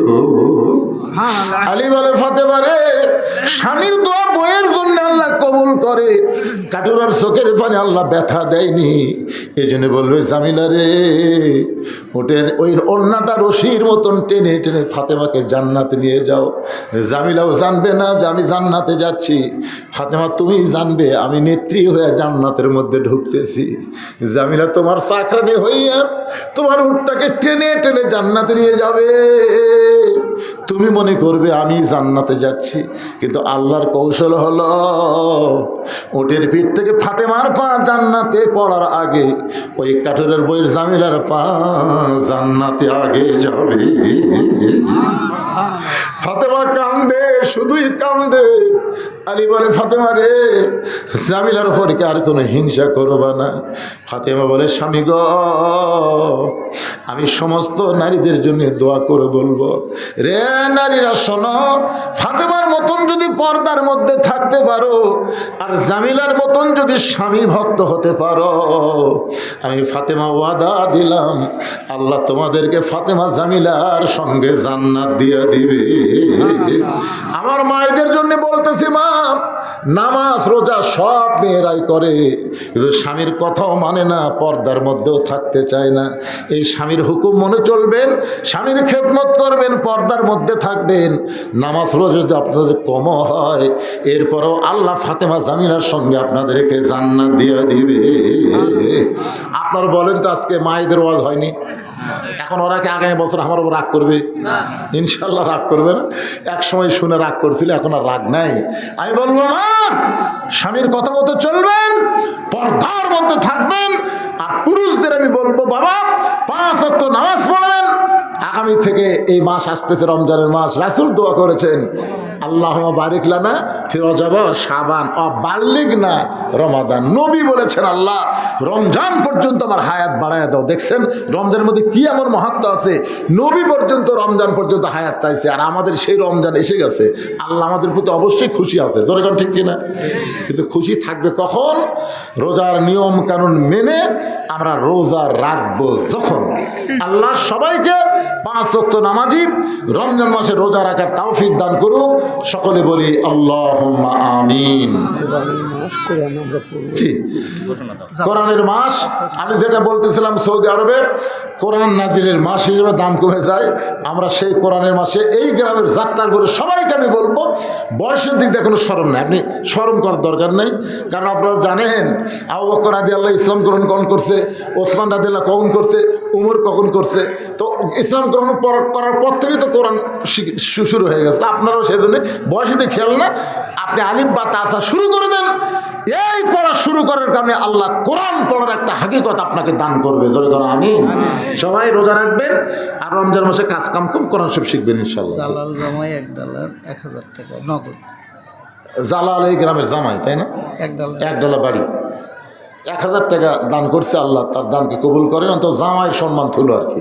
জালাল একটা জামাই আছে, গোটা গ্রাম মিলে একটা জামাই। হ্যাঁ বলছি, আমি ওদের মধ্যে বলে দিচ্ছি, আগামী 3রা ফেব্রুয়ারি বলিনি আমি? আল্লাহ যদি হায়াত রাখে, সুস্থ রাখে, ইনশাআল্লাহ আবার দেখা হবে। সবাই ইস্তেগফার পড়ে, আস্তাগফিরুল্লাহ রব্বি মিন কুল্লি জামবি ওয়া তুবু ইলাই, আস্তাগফিরুল্লাহ রব্বি মিন কুল্লি জামবি ওয়া তুবু ইলাই, লা হাওলা ওয়া লা কুওয়াতা ইল্লা বিল্লাহিল আলিয়্যিল আযীম। আল্লাহুম্মা সাল্লি আলা মুহাম্মদ, আল্লাহুম্মা বারিক আলা মুহাম্মদ। দোয়া করে দিই। আল্লাহুম্মা আমিন। আল্লাহুম্মা আনতাস সালাম ওয়া মিনকাস সালাম, তাবারাকতা ইয়া যাল জালালি ওয়াল ইকরাম। আল্লাহ, অসুস্থ মানুষ সেই মাগরিবের নামাজের পর থেকে রাত 12টা পর্যন্ত আলোচনা শেষ করে আল্লাহ তোমার দরবারে 2খানা হাত তুলেছি। আল্লাহ মেহেরবানি করে আজকের মাহফিল আমাদের সকলের হেদায়েতের জন্যে, নাজাতের জন্যে, জান্নাতের জন্যে কবুল করো। এই মাহফিলের শুরু থেকে শেষ পর্যন্ত যত আলোচনা হয়েছে আল্লাহ, এর মধ্যে যদি ত্রুটি হয়, ভুল হয়, মাফ করে দিও। এর যা হাদিয়া মঞ্জুর করো। সোনার মদিনায় নবী পাকের রওজা মুবারকে আল্লাহ কবুল করো। তামাম আম্বিয়ায়ে কেরাম, আসহাবে কেরাম, তাবেঈনে কেরাম, তাবেঈনে কেরাম, তামাম পৃথিবীর মাটির নিচে যত মুমিন মুমিনা শুয়ে আছে আল্লাহ সকলের আরওয়াহ ফরেহা দিয়া কবুল করো। আল্লাহ, আমরা যারা হাত তুলেছি, আমাদের জনম দুঃখনী মা যাদের কবরে গেছে, আল্লাহ মেহেরবানি করে মায়ের কবরকে জান্নাতের টুকরা বানিয়ে দাও। বাবার বাড়ি ঘর সবই আছে, এতিম হইয়া বাবা যাদের কবরের ঘরে, আল্লাহ আমি সহ আমরা যারা বাবা হারা এতিম হয়ে গেছে, আল্লাহ বাবার কবরকে জান্নাতের টুকরা বানিয়ে দাও। আল্লাহ যাত্রাপুর গোরস্থানে যত মুর্দা শুয়ে আছে আল্লাহ সকলের কবরকে জান্নাতের টুকরা বানিয়ে দাও। আল্লাহ যারা কষ্ট করে মেহনত করে আজকের এই জান্নাতের বাগান লাগাইছে, অনেক ভাই আমার প্রবাসে থেকে টাকা পাঠায় দিয়া এই মাহফিলের অনেক সিংহভাগ খরচ তারা করেছে। আল্লাহ আল্লাহ যেখানেই থাক আমরা দোয়া করি, আল্লাহ তাদেরকে ভালো রেখো, তাদের শরীরকে সুস্থ রেখো, বেশি বেশি দান করে মাহফিল করার মতন ইমানি শক্তি তাদের দান করে দিও। আল্লাহ এই গ্রামের যুবকেরা কষ্ট করে মেহনত করে, আল্লাহ জান্নাতের বাগান লাগায় দিছে। আল্লাহ গোটা মসজিদ কমিটিকে আল্লাহ তুমি কবুল করো, মাহফিল কমিটিকে আল্লাহ তুমি কবুল করো। আজকের মাহফিলের সম্মানিত সভাপতি এই গ্রামের কৃতি সন্তান, আল্লাহ গো তাকে তুমি কবুল করো, আলাউলাদকে কবুল করো, বাপ মা কবরে গেলে কবর জান্নাতে টুকরা বানাও। সহসভাপতিদের আল্লাহ তুমি কবুল করো, প্রধান অতিথি বিশেষ অতিথিদের কবুল করো, আলেম ওলামাদের কবুল করো, হাজী সাহেবদের কবুল করো, মুরব্বীদের কবুল করো, যুবকদের কবুল করো, যাত্রাপুরের যুবকদেরকে 5 ওয়াক্ত নামাজি কবুল করো, রমজানের সিয়ামে আল্লাহ আত্মত্যাগ কবুল করে নাও। আয় আল্লাহ আমার মা বোনেরা পর্দার অন্তরে বসে বসে যারা শুনেছে, আবিদা সালিহা পদ্মানি কবুল করে, মা ফাতেমা জামিলার চরিত্র দান করে দাও। আমি অসুস্থ, আমার মতো অসুস্থ অবস্থায় যারা হাত তুলেছে সবাইকে সুস্থতার নিয়ামত দান করো। মসজিদের খতিব, মসজিদের ইমাম, মসজিদের মুয়াজ্জিন, মসজিদের মুসল্লি, মসজিদের সকলকে আল্লাহ তুমি কবুল করো। আল্লাহ আজকে নগদে বাকিতে যারা দান করেছে আল্লাহ সবগুলো দান জান্নাতের বিনিময়ে আল্লাহ তুমি কবুল করে নাও। প্রত্যেক বছর এমন করে একটা কোরআনের মাহফিল, ইসালে সওয়াব মাহফিল, দোয়ার মাহফিল যেন যাত্রাপুরের লোকেরা করতে পারে, এমন ইমানি শক্তি এদেরকে দান করে দাও। আল্লাহ আল্লাহ আমাদের সকলকে মাফ করো। একটা মিনিট বাজার, একটা মিনিট একটু খেয়াল করে দেখেন, কত মানুষের জানাজার নামাজ আমরা পড়েছি, এই 2 হাতটা কত কবরে মাটি দিয়েছি। একদিন আমরা সবাই মরে যাব, মসজিদের খাটনি আমাদের বাড়ির আঙ্গিনায় চলে আসবে, বড়ই পাতার গরম পানি দিয়ে আমাদের গোসল করায় দিবে, আমরা মরে যাব। আমরা জানি না কে কখন মরে যাব। ইমানের সাথে ইজ্জতের সাথে দুনিয়া থেকে বিদায় নেওয়ার কালে আমাদের জবানে জারি করে দিও লা ইলাহা ইল্লাল্লাহু মুহাম্মাদুর রাসূলুল্লাহ।